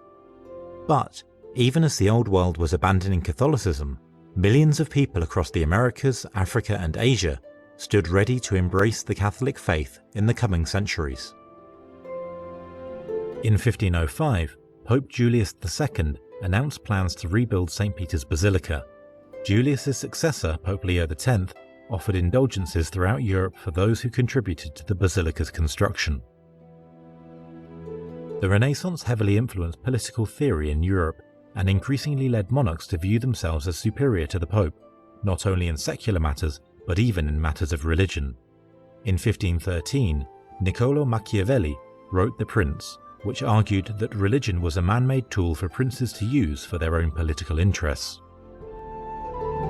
King Francis I and Pope Leo X negotiated the repeal of the Pragmatic Sanction with the Concordat of Bologna in 1516, which affirmed the Pope's supremacy over church councils, ended the election of French bishops, and provided for revenue sharing between the Church and the King in France. In 1517, Augustinian monk Martin Luther published 95 theses critical of the practice of selling indulgences. When the Catholic Church condemned Luther's teachings, Luther's criticisms escalated into an attack on the Pope himself.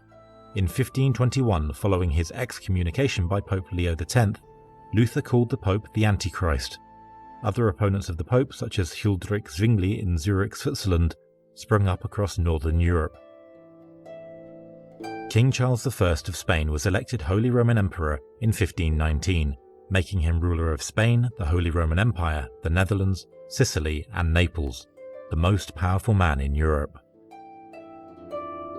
The forces of the Holy Roman Empire and Spain were heavily involved in the ongoing Italian wars in the first half of the 16th century. In 1527, soldiers of the Holy Roman Empire sacked Rome. An estimated 6,000 to 12,000 people were murdered. The population of Rome dropped from 55,000 to a mere 10,000. Pope Clement VII became the prisoner of Emperor Charles V. During the same year, Pope Clement denied a request from King Henry VIII of England for an annulment from his wife Catherine of Aragon, who was the aunt of Charles. To the shock of the Christian world, France allied itself with the Ottoman Empire against the Holy Roman Empire. In 1526, Suleiman the Magnificent, Sultan of the Ottoman Empire, conquered Hungary. In 1529, he laid siege to Vienna, but was repulsed. Suleiman attempted to attack Vienna a second time in 1532, but failed to reach the city. In 1544, Emperor Charles V was forced to concede dominion over Hungary to Suleiman. In 1531, a native Mexican named Juan Diego received a vision of the Blessed Virgin Mary. When Juan Diego's bishop did not believe his story, the Blessed Virgin Mary instructed Juan Diego to gather flowers in his cloak and present them to the bishop.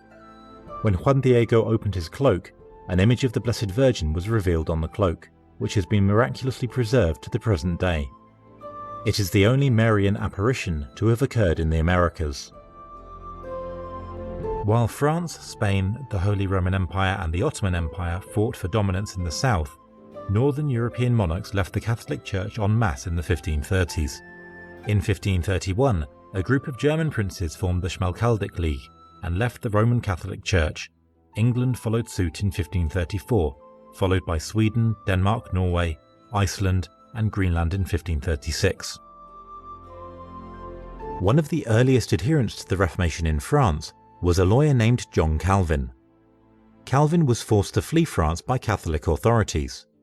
In 1541, he became the leader of the Reformation in Geneva.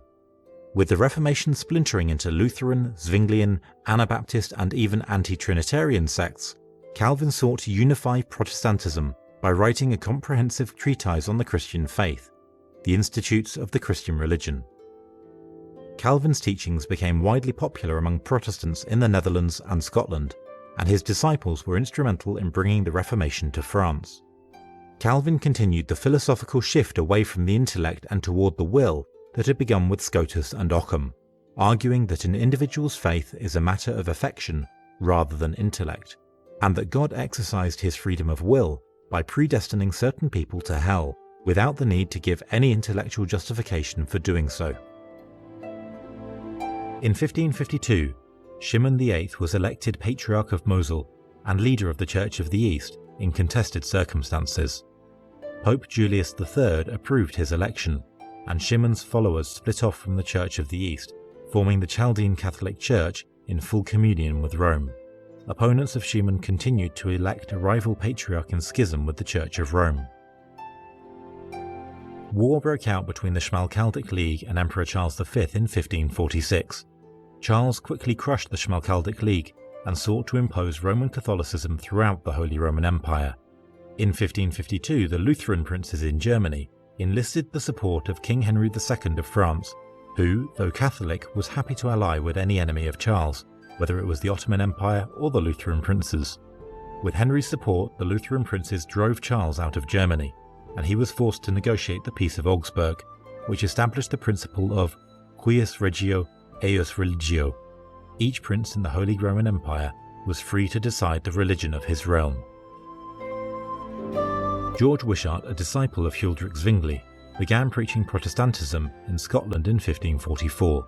He was burned at the stake on the orders of Cardinal David Beaton in 1546. In retaliation, Wishart's followers assassinated Cardinal Beaton later that year. After Henry VIII attempted to invade Scotland, France intervened and protected the Catholic regent Mary of Guise. After Mary died, the French withdrew and the Scottish Parliament adopted a reformed confession of faith. Mary, Queen of Scots, failed to re-establish Catholicism, and her son James VI made Protestantism official and outlawed Catholicism. John Knox, a student of John Calvin, was the theological leader of the Scottish Reformation, and the Presbyterian Church would carry on his tradition in the United States in the coming centuries. In 1557, the army of King Philip II of Spain conquered the Papal States up to the walls of Rome, forcing Pope Paul IV to surrender to King Philip's demands. The Italian Wars concluded in 1559, with France renouncing all of its claims over Italy, leaving Habsburg Spain in a position of dominance over the Italian peninsula. This marked a new era of peace and stability for the papacy, as nearly 8 centuries of Italian city-state warfare and invasions from France and the Holy Roman Empire were brought to an end. There had been 41 antipopes in the previous 15 centuries, but since the end of the Italian Wars, there has not been a single antipope. The end of the Italian Wars allowed the Catholic Church to complete the Council of Trent in 1563, which instituted reforms in Catholic liturgy, music, art, and church governance, and placed an emphasis on missions, which were led by the New Society of Jesus, founded by St. Ignatius of Loyola, the Jesuits. In France, followers of Protestantism known as Huguenots waged a devastating war led by the House of Conde against the Catholic monarchy supported by the House of Guise, in the French Wars of Religion from 1562 to 1598 that would claim the lives of more than 3 million people. In 1598, the wars came to an end when the Edict of Nantes granted the Huguenots substantial religious freedom. The Ottoman Empire captured Cyprus from Venice in 1571. In response, the Holy League, consisting of a navy from Spain, Venice, Sicily, Naples, Genoa, and the Papal States, met the Ottoman navy at the Battle of Lepanto. The Ottoman navy was destroyed, securing the western Mediterranean Sea against the Ottoman Empire. Pope Pius V credited the Holy League's victory to the recitation of the Rosary, and instituted the Feast of Our Lady of Victory, which is now celebrated as Our Lady of the Rosary. The Ottoman Empire treated all Christians under its domain, regardless of their church affiliation, as a single ethnic group, the Rum Millet. They were given limited religious freedom, subject to a poll tax and subject to the authority of the Patriarch of Constantinople. Russia was the only territory where Eastern Orthodox Christians were not under Ottoman rule. In 1589, Moscow became a patriarchate independent of Constantinople. In 1595, the Ruthenian Church in Kiev broke communion with Constantinople and re-entered into communion with Rome in the Union of Brest. Many Eastern Orthodox members split off and formed a rival church loyal to Constantinople. In the 16th century, Catholic missionaries spread the gospel around the entire world. While Europe's faithful struggled to understand the competing religious sects springing up in the wake of the Reformation, English philosopher Francis Bacon introduced a new branch of philosophy independent of religion, empiricism, the acquisition of knowledge through inductive reasoning and scientific observation of events in nature. Bacon's empiricism would prove highly influential in the scientific revolution of the following centuries. In contrast to Bacon's empiricism, René Descartes explored the limits of what man could know through reason alone. Instead of asking, "What is true?" Descartes asked, "What can I be certain is true?" Descartes thus switched the focus of philosophical inquiry from objective truth to personal subjective interpretation. Thus, although Descartes was a devout Catholic who was trying to defend the Christian faith through reason, his work had the unintended effect of opening philosophy to relativism and subjectivism in the coming centuries. In 1618, war broke out between Catholics and Protestants in the Holy Roman Empire. The war drew in every major power in Europe. The war was more destructive than anything Europe had previously seen. 8 million people were killed. Although the war was nominally concluded with the Treaty of Westphalia, which granted additional religious freedoms to Protestants, war between the great powers of Europe would continue with only small interruptions well into the following century. In 1642, conflict with Parliament forced King Charles I of England to flee London. Supporters of Parliament, led by Oliver Cromwell, defeated the king in the ensuing English Civil War, and the king was executed in 1649. Cromwell, a member of the new independent Puritan religious movement, which supported the complete independence of each congregation without any form of church hierarchy, became Lord Protector of England until his death. England had conquered Ireland in 1603, but Ireland refused to abandon the Roman Catholic faith. After Ireland rebelled in 1641, Oliver Cromwell conquered the country from 1649 to 1653. Cromwell sought to eliminate all traces of Roman Catholicism in England and Ireland. It is estimated that over 400,000 Roman Catholics in Ireland lost their lives during the conquest. Following the conquest, the public practice of Catholicism was banned, and Catholic priests were killed when captured. Descartes had set forth a reasoned proof for the existence of God, but in doing so he laid the foundation for deism, the belief that God, after setting the universe in motion, ceases to interfere in its affairs. In the 17th century, the Jewish-Dutch philosopher Baruch Spinoza went even further and argued that there is no distinction between God and the universe. Spinoza denied the existence of free will and viewed the entire course of the universe, including human actions, as predetermined and unchangeable. In psychology, Spinoza argued that humans were slaves to their emotions, and that the intellect could never overcome emotion. Spinoza also introduced critical textual analysis of the Bible, and was expelled from his Jewish community for teaching that Moses was not the author of the first 5 books of the Old Testament. Europe's intellectual and political elite were appalled by the horrific destruction of the 30 Years' War and the despotic Puritan regime of Oliver Cromwell. To prevent further religious violence, they introduced a milder, non-confrontational version of Christianity. English philosopher John Locke led this movement by offering a new interpretation of the Bible alone, free from tradition.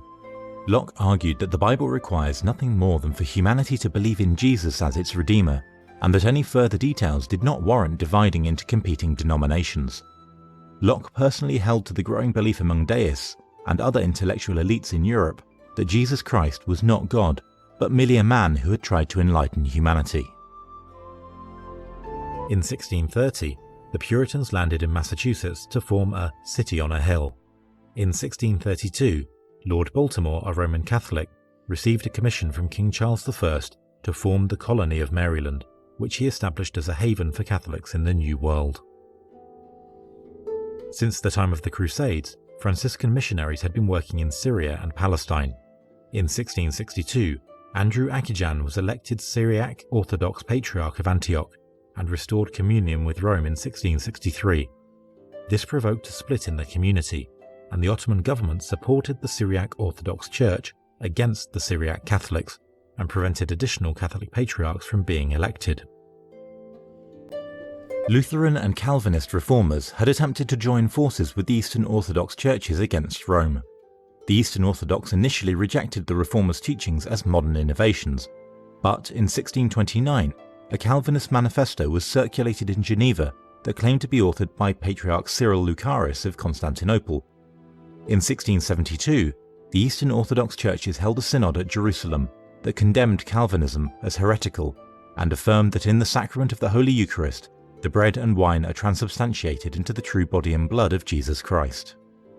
From 1673 to 1675, a French nun named Margaret Mary Alacoque received visions of Jesus Christ in which he asked to be honoured under the figure of his heart, and by Eucharistic adoration during Holy Hour on Thursdays, and the reception of Holy Communion on the first Friday of each month. In the second half of the 17th century, a group of Lutherans in Germany sought to introduce a deeper sense of piety and devotion in the individual believer. This pietist movement quickly spread throughout Germany, but it was opposed by the Lutheran hierarchy because it treated doctrine as a secondary matter to the practice of the Christian faith, and thus allowed for a certain indifference to variations in doctrine. The pietist movement would have a strong influence on John Wesley and the American Great Awakening in the 18th century. The Ottoman Empire's final assault on Central Europe was defeated at the Battle of Vienna by forces of the Holy Roman Empire, Poland and the Holy League. In the coming centuries, the Austrian Habsburgs reconquered much of Eastern Europe and the Balkans. Ever since France had lost its grip on the papacy following the end of the Western Schism, the French monarch and many of the French clergy had favoured a new movement called Gallicanism, which sought to limit interference from the Pope in spiritual and secular affairs. The Gallican movement emphasised the absolute power of the king over the Church in France, and declared that the Pope did not have authority to act without the Church's consent. King Louis XIV of France favoured Gallicanism, but as a concession to the Pope issued the Edict of Fontainebleau in 1685, which revoked the Edict of Nantes and outlawed Protestantism.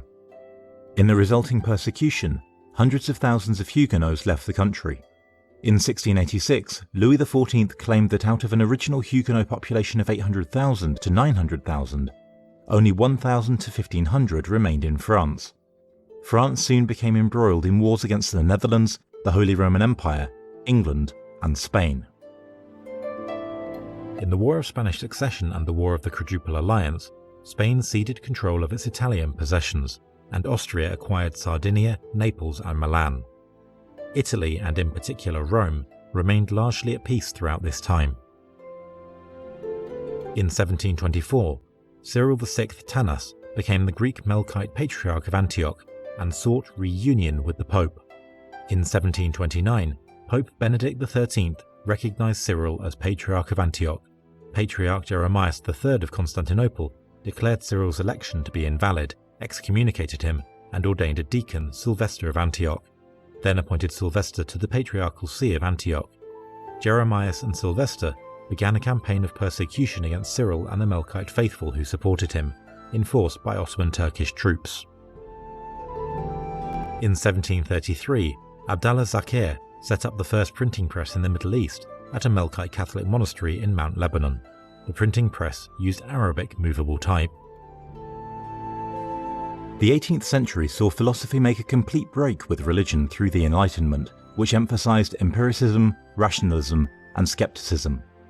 French philosopher Voltaire argued for a society based on reason rather than religious dogma.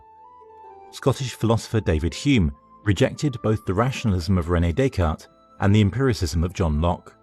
Hume taught a philosophy of extreme skepticism, arguing that human knowledge is nothing more than a bundle of sensations.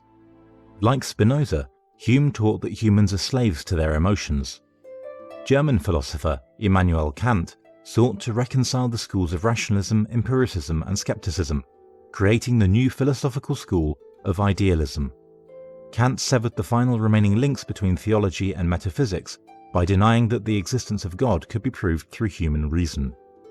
Kant accordingly consigned religion to an entirely separate sphere from philosophy, and argued that religion should be based on a pure moral disposition of the heart, rather than ritual, ceremony, and hierarchy. The cold skepticism of the Enlightenment sparked a reaction in the form of a Great Awakening of religious fervour in the American colonies. In 1731, Jonathan Edwards delivered a public sermon in Boston that attacked Arminianism, the doctrine that man must cooperate with God's grace to come to faith and salvation. Edwards declared that it was mere and arbitrary grace for God to grant any person the faith necessary for salvation. Edwards' sermon sparked a wave of powerful preaching that gave listeners a sense of deep personal need for salvation by Jesus Christ. The Great Awakening pulled away from ritual sacraments and hierarchy, and focused on the direct relationship between the individual believer and Jesus Christ. The movement greatly increased membership in the fledgling Baptist and Methodist denominations in the American colonies. In the 1730s in England, John Wesley began the practice of open-air preaching and meeting in small groups in an effort to revitalise the Anglican Church. His followers were soon called Methodists and spread to the United States. Following the American Revolutionary War, the Anglican Church had few ministers in the United States and was not ordaining new ones, so John Wesley granted Thomas Cook the authority to ordain Methodist ministers in America. Because Wesley and Cook were not bishops, the Anglican Church refused to recognise the ministers they ordained, leading to the split between the Methodist Church and the Anglican Church. Europe's major powers clashed in the 7 Years' War, which led to the loss of multiple overseas colonies by France and Spain, and led to the eventual partition and dissolution of Poland. The fighting generally did not involve Italy or Rome, which remained at peace under Austrian rule. In 1782, Mar Ignatius Michael III was elected Syriac Orthodox Patriarch of Antioch after professing a Catholic definition of faith, re-establishing the line of Syriac Catholic Patriarchs that continues down to the present day. The Miaphysite faction of the Syriac Orthodox Church did not accept the election. The French Revolution was particularly hostile toward religion. The revolution adopted an anti-Christian cult of reason as its official religion, followed by the cult of the Supreme Being. Catholic priests and nuns were among those targeted by the revolutionaries. In the wake of the French Revolution, the French clergy abandoned Gallicanism. and embraced the Pope as their protector. With the philosophers of the Enlightenment claiming for themselves a monopoly on human intellect and reason, the Second Great Awakening in the United States provided an outlet for Christians who were put off by the cold and skeptical rationalism of the Enlightenment. The Second Great Awakening appealed to emotionalism and the supernatural, and attracted new members to Baptist and Methodist congregations. Italy's 237-year period of peace under Spanish and Austrian rule came to an end with Napoleon's conquest of Italy in 1796. In 1798, French troops captured Rome and took Pope Pius VI prisoner. He died the following year. Napoleon defeated the forces of the Holy Roman Empire in 1806, leading to its dissolution. Vienna became the capital of the new Austrian Empire. French troops occupied Rome again in 1808, and Napoleon declared that he was seizing the Papal States. In response, Pope Pius VII excommunicated Napoleon. French troops took Pope Pius prisoner and exiled him to Savona in northwest Italy.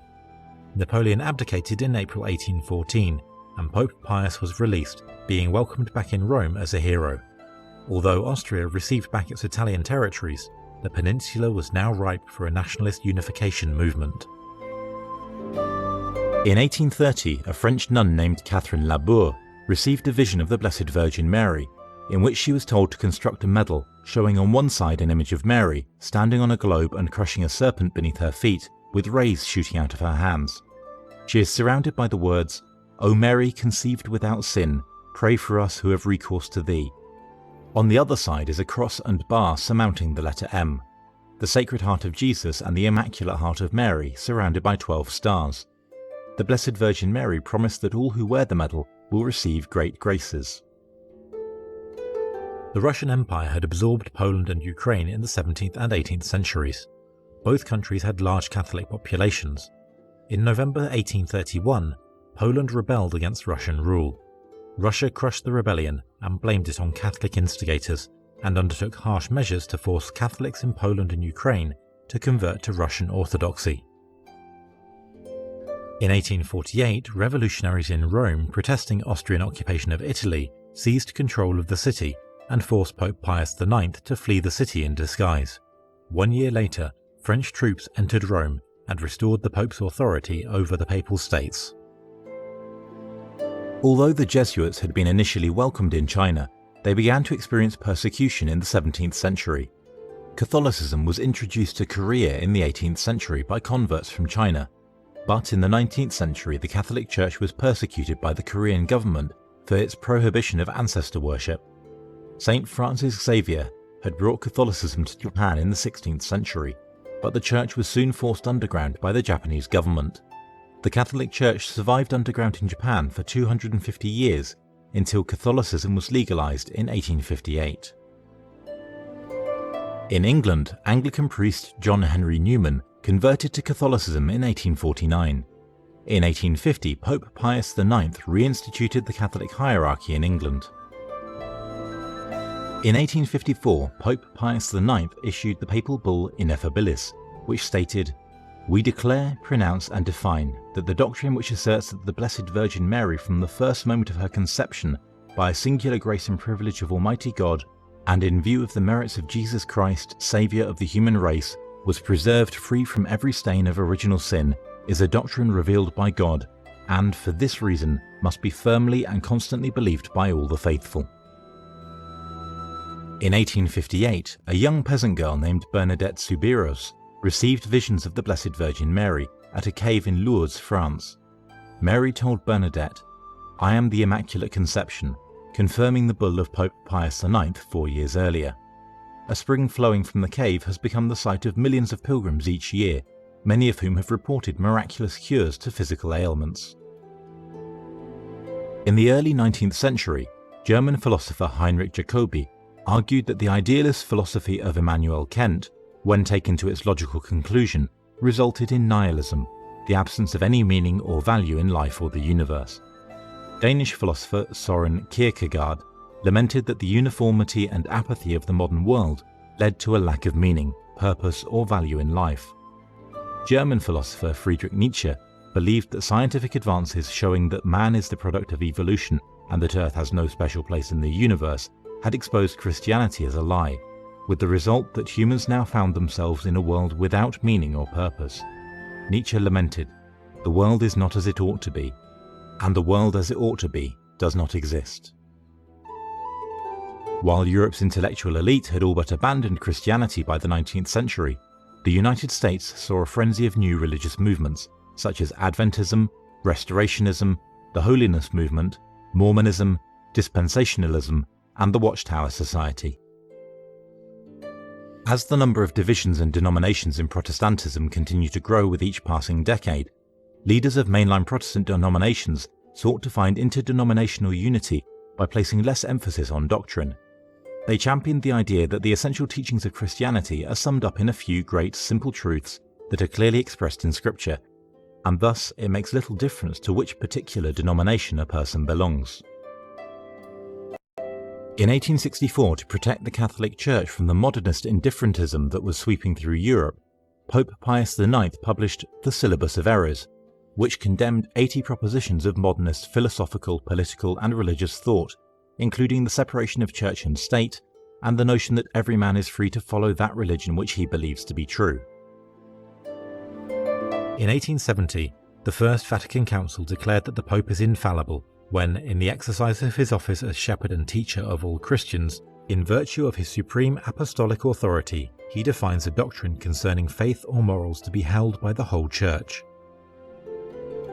In 1861, King Victor Emmanuel II of Piedmont completed the unification of the Italian peninsula as the Kingdom of Italy, but Rome was still under the temporal rule of the Pope.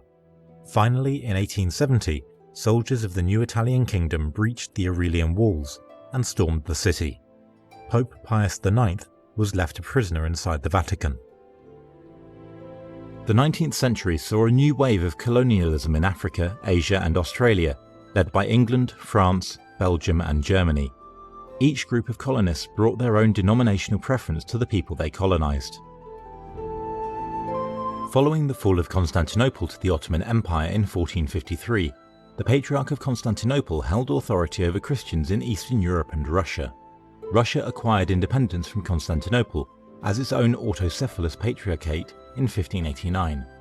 Late in the 19th century, as Eastern Europe was liberated from the Ottoman Empire, the new independent nation-states demanded independence from Constantinople as autocephalous churches. From 1833 to 1951, autocephalous status was claimed by Greece, Bulgaria, Serbia, Bosnia and Herzegovina, Romania, Georgia, Estonia, Albania, Poland, and Czechoslovakia. In the 19th century, Spain's colonies in Latin America and the Pacific won their independence in wars of revolution. In many colonies, the Catholic Church was associated with the Spanish colonizers and became the focus of attack from leaders of the rebellions, particularly in Mexico.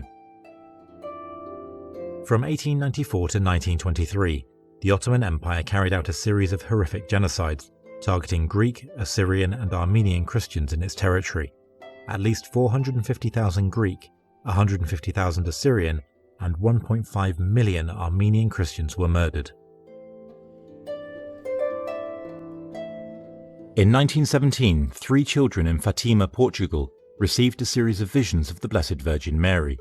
The Blessed Virgin Mary asked the children to devote themselves to the Holy Trinity and to pray the Rosary every day to end World War I and bring peace to the world. Over 10,000 pilgrims flocked to the site of the visions and reported seeing a miraculous movement of the sun in the sky.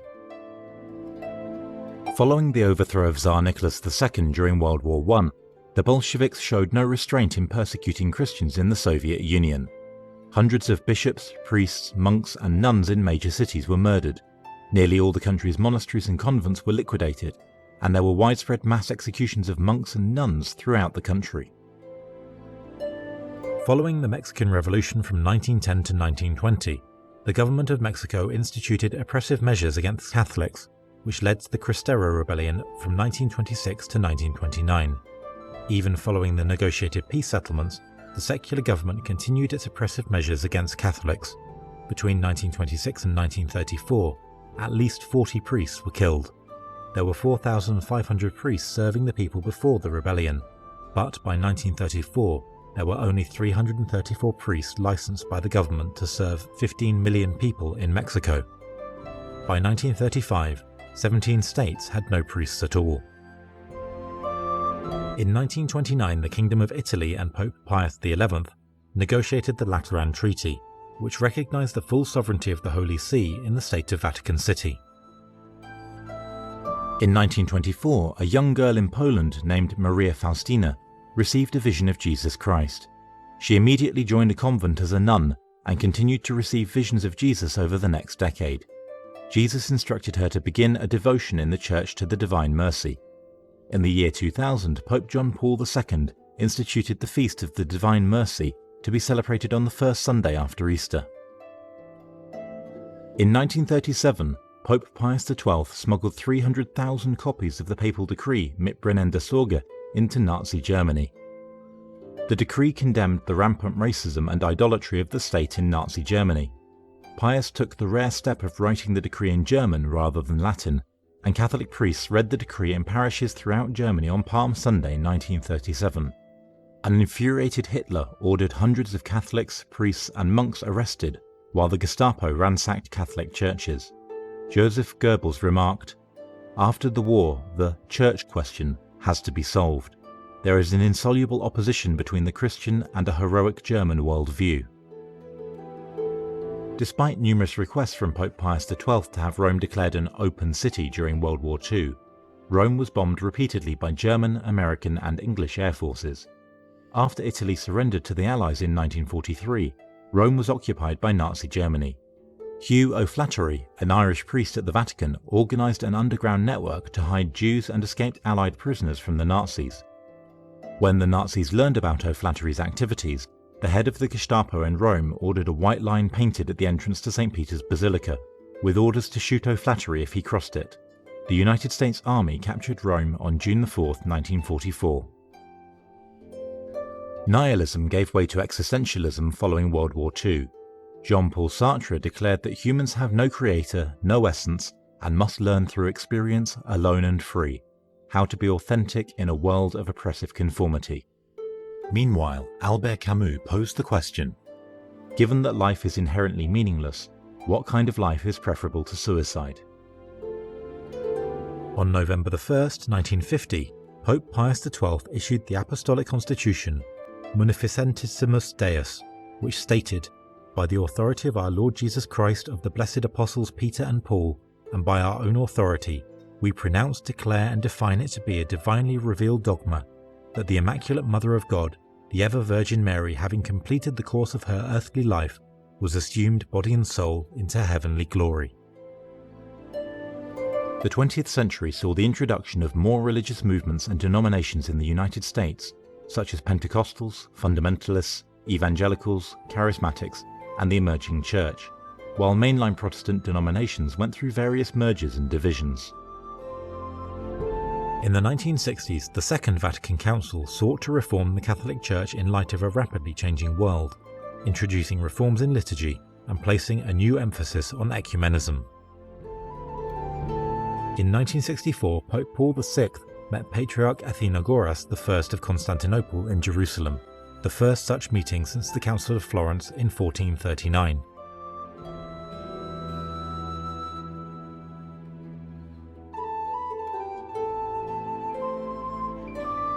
In 1971, Pope Paul VI met Moran More Ignatius Jakub III, Syriac Orthodox Patriarch of Antioch and all the East, the first such meeting since before the Council of Chalcedon in the year 451.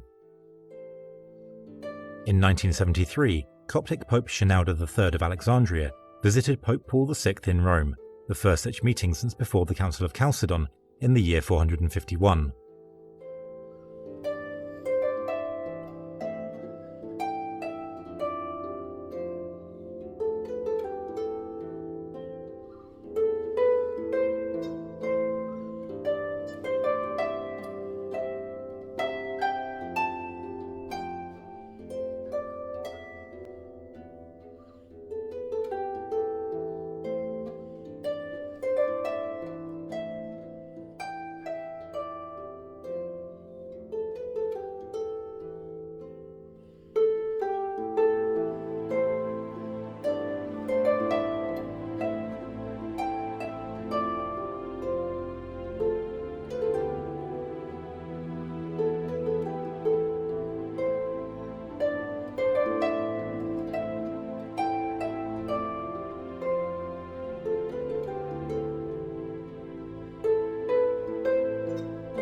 In 1984, Patriarch Mar Dinka IV of the Church of the East visited Pope John Paul II in Rome, the first such meeting in history.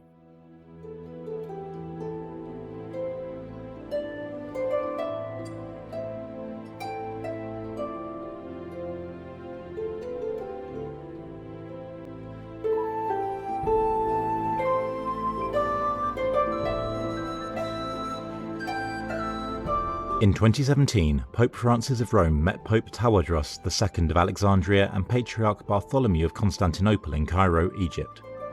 Pope Francis and Pope Tawadros agreed for the first time in history that the Catholic and Coptic churches would recognise the baptisms of each other's members.